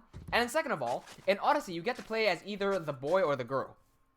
And their explanation for the reason that you can choose between a boy and a girl is because there was a corruption in the DNA. So the Animus couldn't read the DNA correctly, and it couldn't tell whether it was a boy or girl. Oh, okay. So you're telling me that the Animus could not read your genetics to find out whether you were a boy or a girl, but it can indeed read that little orgy Easter egg hidden inside a window in between the crack of a building. You're telling me that. You're telling me that the Animus can read the entire story of Assassin's Creed Odyssey, but it cannot tell the gender of someone. You're telling me that they can record all this dialogue, all these naval battles, all these people that they've interacted with, and like their hair color, what clothes they were wearing, every single thing related to that. And they can't tell the gender. Also, in Assassin's Creed 1, the first thing that ever happens is a bad read. When you start up Assassin's Creed 1, you get dumped into a bad simulation. And in that bad simulation, faces cannot be determined. The NPCs, they have really wonky-ass faces. They just look completely distorted because of the bad DNA read. So that proves that if you have a bad DNA read in Assassin's Creed, your gender doesn't get lost. Shit just doesn't read incorrectly. The world is distorted, the people are distorted, the audio is corrupted, everything is just distorted. So they came up with some bullshit excuse to wrap it back into Assassin's Creed lore. And if instead they decided to fuck the Assassin's Creed away and just release Assassin's Creed Odyssey, Odyssey as Odyssey, they would not have to explain why you have to choose between a boy and a girl. They could just say, hey, you have the freedom to choose between a boy and a girl. That's a lot more free. Right? Like, Assassin's Creed is... it should have ended a long time ago. I don't know why it's still going on now. We need wooden planks on the insides of the towers, please. Okay, yep. Coming. Also, we need staircases in one of the towers. It's missing staircases. Yep. Adam says, and yeah, showing the old times after Syndicate was a bad idea. I mean, they still could have shown, like, modern assassins and how they parkour such tall buildings. I would like an I've always wanted an Assassin's Creed game set in the present day. Because you wouldn't be able to climb all those skyscrapers. Except you wouldn't have to. Because there's no... Okay. The good part about climbing... see Zach has. The good part about being able to climb buildings in Assassin's Creed and the functional gameplay elements of it was that you could jump assassinate your target. You could stalk your target from buildings. Now, if you were on a skyscraper and you did that, not only would you not be able to see your target, it would also be, by the time you jumped and by the time you landed, your target would have been gone away already. Even if you ignore the laws of physics and you survive the jump, right? So it's not practical. Remember the other tower as well, Harry. Thank you. Yeah, I know. Yep. So instead, I would still allow people to climb the buildings, because if you played Assassin's Creed 3, you know the sequence where Desmond climbs a actual skyscraper, but from the inside, right? So I would still allow people to climb where it's climbable. So you wouldn't, if you could climb up to the 50th floor of a building, you would have the freedom to do that. But if it's like a glass building, what are you doing? Oh, that's a stair. Okay. If it was a glass building with no ledges to climb onto, you could not climb that. That's fine, you can't climb that. However, if it's like, if there's rods sticking out the side of a building and there's like a pipe or a ladder or something that you can climb up, yeah, allow me to climb up to the 50th floor. What use do I have after climb up the 50th floor? I don't know. But I could do that. Maybe a lot of the missions would involve going inside buildings, right? If I were to go onto a roof, for example, I could take the lift. Right? Like, that would work. I would take the lift, go to the 50th floor if I needed to. Alternatively, if I had to sneak into a building when this office building is shut and I have to hack into a system to steal these documents and the lift is off, I might have to sneak my way through this office building from an inside, go to the fire escape or something, and then walk up this fire escape staircase to get to where I have to go. Like, it still works on a modern day setting. You'd have guns as well. And the gun gameplay would work similarly to how Watch Dogs works. And in Watch Dogs, you can also baton people, which is like, you can melee people. So a hidden blade would still be there as well. Like, I think it would work. I really think a modern day Assassin's Creed would work. It would be different. But I mean, Assassin's Creed is so different nowadays anyways. Like, who the fuck cares at this point? VO Guy says, what do you think of the Borderlands storyline? I don't follow Borderlands. VO Guy. If you could summarize the Borderlands storyline, that would be great, because I would be interested in hearing it. Borderlands 3 is apparently a really big deal, because at PAX, everyone was wearing these Borderlands 3 masks. Which is kind of cool to see.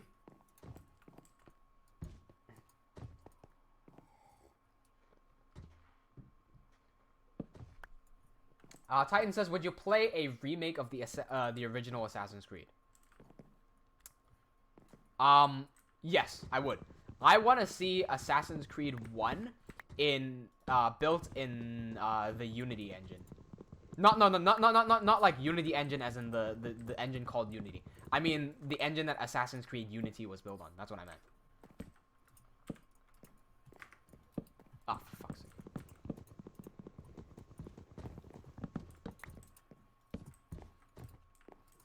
And while you know what, while they're remaking Assassin's Creed 1, I would also like to see them redo the story of Assassin's Creed 1. Maybe add a few extra details in there, or like just a few things to make the story better. Because I feel that Assassin's Creed 1's story was quite lame.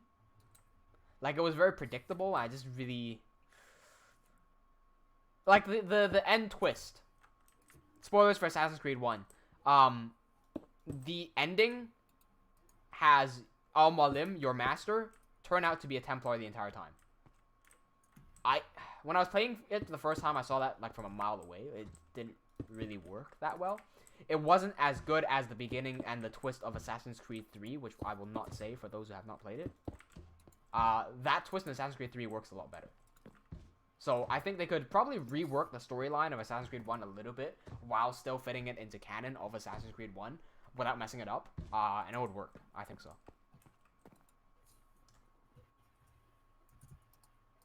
Angelo says, who needs a hidden blade in real life when you can have a hidden gun? Did you know that when I played Airsoft, I used a hidden blade? Yeah. I had hidden blades on both hands, and I would go into Airsoft games, and I would legitimately stab people with the hidden blades. I mean, not the metal ones. I mean, like, the plastic ones. Yeah, I did that. I also manufactured a hidden gun, because I was in my DT class, which is like my design class, and I was able to build stuff. So I built a hidden gun at one point, which fit under my sleeve. And instead of firing bullets, you would load it with firecrackers, and it would, you'd load it with firecrackers, and then that would be the propulsion. And the actual projectile, I put flour into there. So that whenever I needed to, I could just pop it, and then it would burst out a bunch of flour in front of me. And whoever's standing in front of me basically got blinded temporarily by flour. So that was my design for hidden gun. My hidden blade design that I made as well. Someone ended up stealing that from me. Like, they actually stole my blueprints from the school design lab. I've never seen them again ever since. Don't know who stole them. It's stolen. It's gone.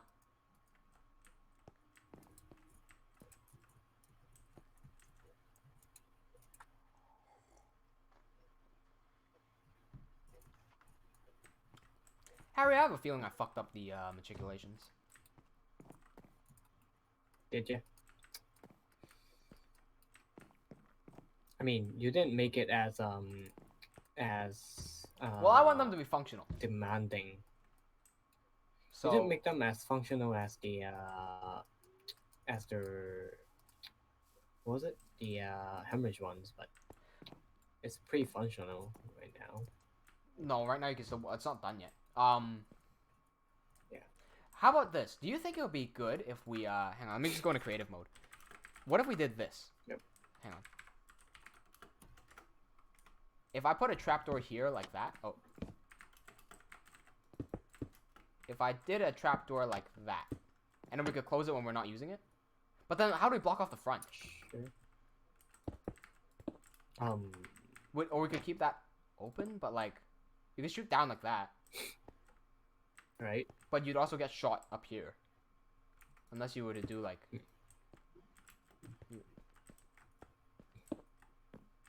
Yeah, pretty much. So you would hide behind this trapdoor when you're shooting down. Yeah. I guess. Right? I think it works. Yeah. It's just if I wanted to stand here, I think they would be able to shoot up a lot. I mean, it's not that different than the one we have already. Right. I just want to be able to close that off as an option, but if I close this off, then I get shot up here. I would just do whatever we had up there, honestly. What do we have up there? It's the most simpler ones from the second castle. Okay. Yeah, that'll work. Yeah. It's close enough. Yeah. Wait, can you shoot me from here? No. Stand right on top of me. Okay. We got 14 minutes left. Yep. Give Rita Kun snowballs 16. GMS. Wait. Now. Okay, good. As long as you can hit someone sticking right down onto there, that's good. That's good. Okay, yeah, let's use that design. Let's use that design. Alright, I'm just gonna creative mode to remove the stuff that I put down. Punch and punch. Angelo says, Adam says, they should just give the series to us fans. It could be way better. I wouldn't think so. I wouldn't think so. I would rather Ubisoft keep working on it, because I feel like if you gave it to the fans aren't writers. That's the thing. Fans are not writers. Fans always think they know how to write better than the devs. But the devs are the devs for a reason. I think if you gave it to the fans, it'd be a lot worse. Yeah. I'd rather let the control be in the devs and let them make something amazing that the fans can all celebrate about. That's what I think would be better.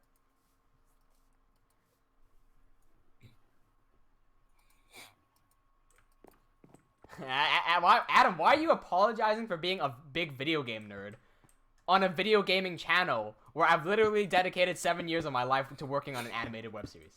Come on, man, that doesn't work here. You can't say sorry for I'm a video game nerd on a video gaming channel. That doesn't work. You gotta be a proud video game nerd. Video game nerd pride. Wait, what? How? Oh, a villager went outside. Okay.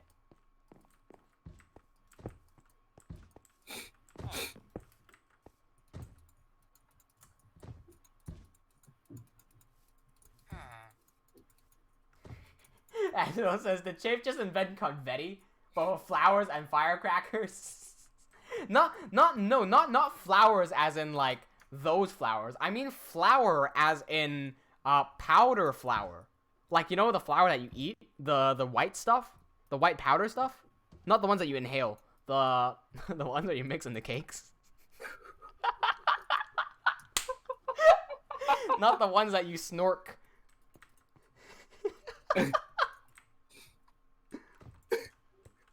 Oh, fuck, I fucked up. God damn.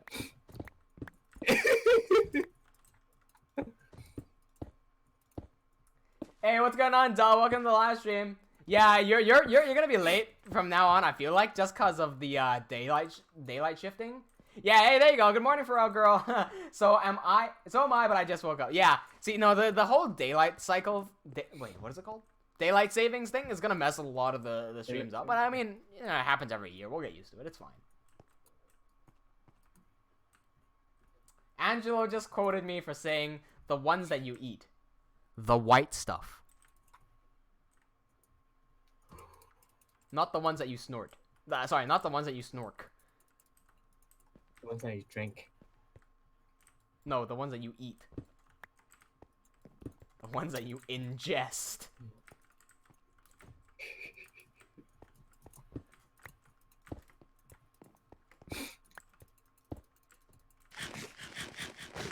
Okay, so the gate's gonna be here.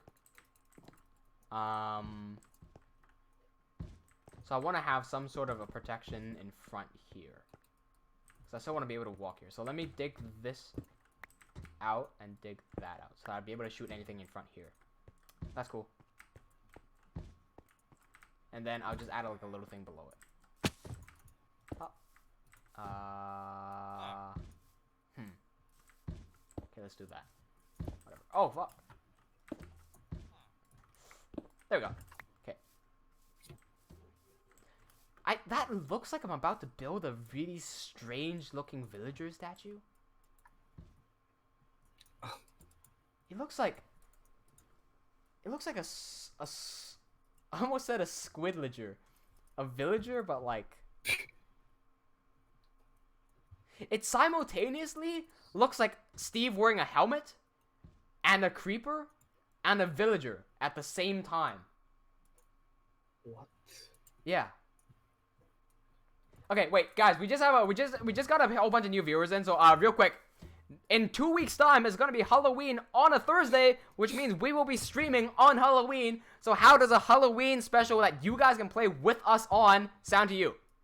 If you guys want to play with us on Halloween, we're setting up a Halloween special event. We're gonna be playing SCP Secret Laboratory. That is a free game that you can get on Steam as long as you have a Windows computer. It does not work on a Mac, unfortunately. So if you've got a Windows computer and you'd like to play a free game with us on Halloween, join our Discord server using the link in the description. Let us know. I'm going to be setting up a channel specifically for the Halloween event after this stream ends.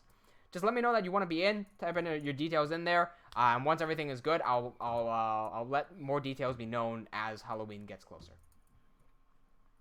Dullass, how was the PAX panel? It was fantastic. During my first panel back in 2018, when I first presented Levaslier out to the public, because that's a lot of you guys came in through the Assault on Dire Shield. I premiered the Assault on Dire Shield at PAX 2018, but when I did that panel, there were only about 10 people who actually came, and it was a little bit disappointing, because I did talk a lot about, you know, the truth of Levaslier and how it was like to develop it and all the struggles I had to go through. So I really talked a lot about myself and my feelings and whatnot. And it was a little bit disappointing that there were only 10 people. However, this time I decided to go for a different approach. With the ultimate guide to world building, I thought, why don't I share some knowledge? Why don't I share what I know with the world so that I can inspire other creators out there to write their own stories and I can make writing simpler. So, like, I want you guys to be able to build your own worlds, as in your own fictional worlds of stories and whatnot. So I made this whole guide. And I didn't know what I was expecting. I didn't go in with any expectations. I didn't think, oh, I'm going to have no people. I didn't think, oh, I'm going to have 100 people. So I arrive at PAX on Sunday morning. I just show up, and it's almost 11 where my panel starts. I run into the theater, and there's like a whole bunch of people. I'm thinking, oh, the people next to me, the panel next to me, must be really popular. I don't know what they're doing, but the panel next to me is super popular. Oh, well, doesn't matter. I walk into my room, and the lady's like, okay, we better get you set up. I'll just let the people outside know that you're going to be delayed for a few minutes. I go, okay, cool. And I keep walking. I'm like, wait, hang on a second. Are all the people lining up outside for me? And they're like, and she goes, yeah, they're for you. I was a bit shook because I didn't count the amount of people outside. I just thought, oh, that's a lot of people.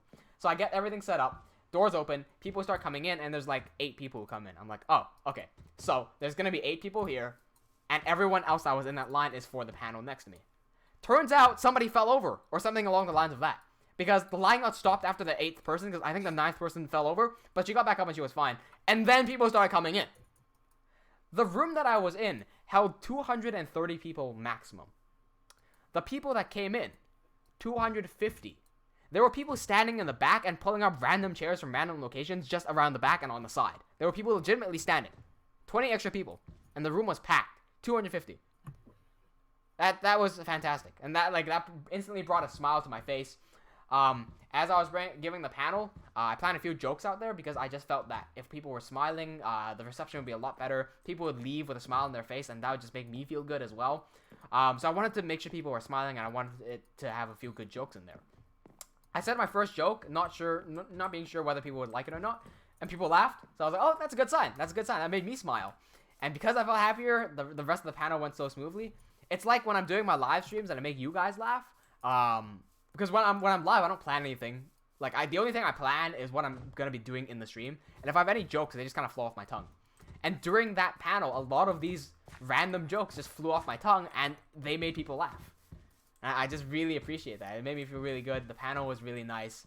The only thing that I would say is that I would criticize for myself is that the conversion wasn't that high. See, when I give a panel, my goal isn't just to teach the people there. My main goal is to teach the people that are listening to my panel. But I'm also trying to convert people back onto TeamWnJ and back to watch Levaslier. Why? Because if these people get super inspired by me, and they spend the next 3 years writing this story, and they write a fantastic story, and they come back to me and they say, hey, Chafe, your panel back 3 years ago, that got me started, and I'm super inspired because of you. It's all because of you. Thank you so much. I want to hear that. Or I want to hear, hey man, I started learning 3D animation 3 years ago because of what you said, and now I'm a 3D animator, and I want to help you do Levaslier. So if I hear that, that's the fantastic. That's all I want to hear. Except this time, because I was so focused on giving people knowledge, I didn't plug myself enough, and the conversion rate was not very high. Because the numbers up there, they haven't gone up. The people on Discord haven't gone up. So that's the one takeaway. That's the one thing that I'm gonna work on for the next PAX panel. What's going on, Bragger? The room was paxed. It was. I was so blown away. Because when the first 8 people came in, I was like, okay, I'm gonna have 8 people. That's fine. But people kept on coming in. And I was just like, dude, when are they gonna stop coming in? That's a lot of people. And they kept on coming. I saw the room had a few empty chairs. I'm like, okay, that's it. People kept on coming. The timer, there was a little timer on the bottom that says I have 1 hour, 5 minutes. People are coming in. There were so many people. It took them 6 minutes to come in. I started the panel with 59 minutes remaining. And I swear to God, I was thinking to myself, I was like, how many people are there? What's going on here? They're all here to see me? What the fuck? I recorded this one video. Oh, I forgot. Okay. Here's an important video. Here's a very important video. While people were coming in, I recorded my thoughts as it was going on. I don't think I've ever shown you guys this. I put this on my Facebook, right? Here it is. So this is the first picture that I took. Let me just switch this over here. Rotate the screen real quick. This was the first picture that I took as people started coming in. Like, that's the amount of... Get this fucking HUD away. See how many people are in that line back there? I looked at those back seats and I was like, dude, there's still more people, right? And then as I realized that the room was probably going to fill up to its max capacity, I was like, that's incredible. And I recorded this little short dialogue right here. Let me turn up max volume real quick. Here you go. You rarely get to hear this from me, but I'm on stage right now, and the room is packed. It's filled with people. Holy shit. I was so amazed, and I literally had to pull that out. I said, you rarely get to hear this from me, but the room is packed. There's so many people here. The room is absolutely packed. I can't believe this right now. Holy shit. I said something along the lines of that. I was so happy. I was just trying to hide it in. I might have shared this video already, but at the end of the panel, I did share Levaslier to everyone. And just looking at Lev on the presentation, and then panning over to the amount of people. Look at the amount of people. This is incredible to me.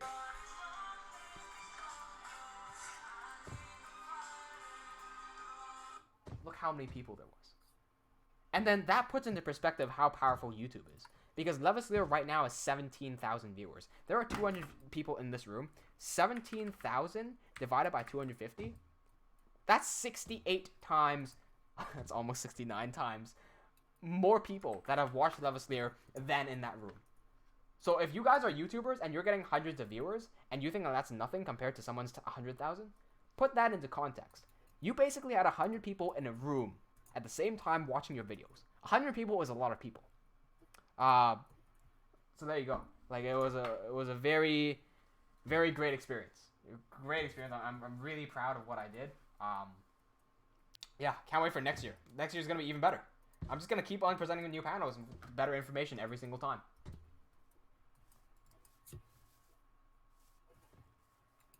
Angelo says, now if you got 250 people in your last PAX panel, your audience this year wouldn't be that much to you compared to what actually happened.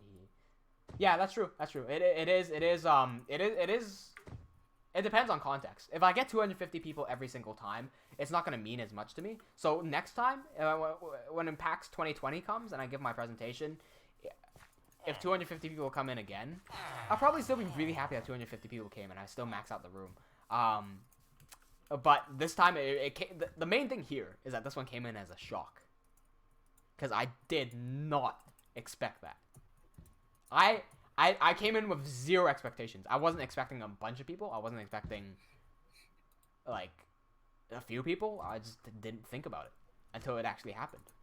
I think that's a good approach. I want to do that next year. Like, I just don't want to think about it so much. I'd rather focus on making the panel an actually good, solid panel with good information that people can learn from.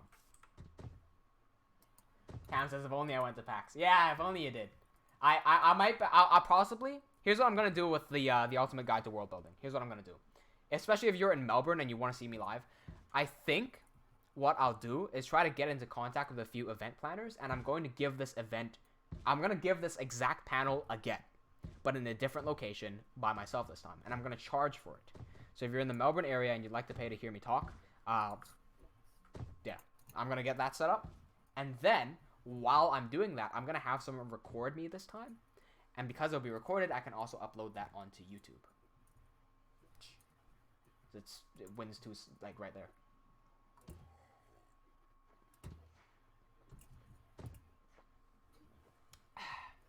Oh, we went over by 2 minutes. We went over by 2 minutes. Well, okay. Before I end the stream, I do want to show the Levaslier trailer to every single person. We did make a new Levaslier trailer. It's a very short trailer, but it represents where we're at right now. I've got to talk about Levaslier news. I know it's time to wrap up. But here is scene 5. This is scene 5 finished. Sorry, I just smashed the mic there. Meaning, scene 6 is next, and scene 6 is going to be an animated trailer. So it's hype time. It's real hype time now because scene 5 is right about to end. I'm really excited to get started animating, and I'm really excited to show myself animating during the live streams and talk more technical stuff. And like I'm genuinely really excited to see Arkosh in the fight again. Like it's been so long since I've done it. I can't wait. I can't wait. It's really exciting. Well, that's said and done. I'm going to be showing the Levaslier trailer again, and then I'll be ending the stream. If you guys have already seen it, you might want to start taking a look at a little bit of the Easter eggs that I've started hiding in there and some of the story elements that I've been hiding in there. Where is it? There it is. Okay. So, yeah, let me play this. If you've seen it already, again, keep your eyes out for any Easter eggs and any story elements. Everything matters. Literally every tiny little detail matters in Levaslier. Alright, here we go. 40 years ago, the slimes were exiled from Arcadia because of what my father did. This chest contains the information to prevent it from happening again. So, what exactly did your father do? He found something called the Ender. He unleashed it upon the world and it wiped out millions. But why? That's what I spent the past 40 years trying to find out.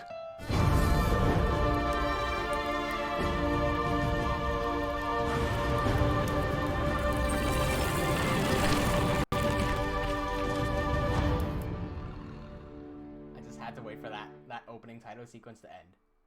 Alright, thank you everyone so much for joining this live stream. If you have not already liked this video, make sure you give this video a thumbs up.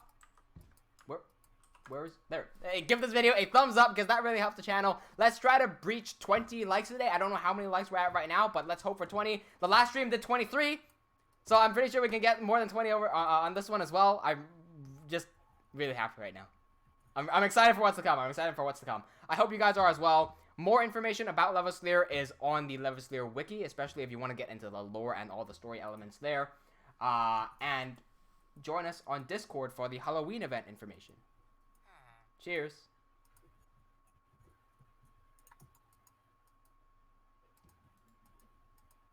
Wait, I didn't hit end.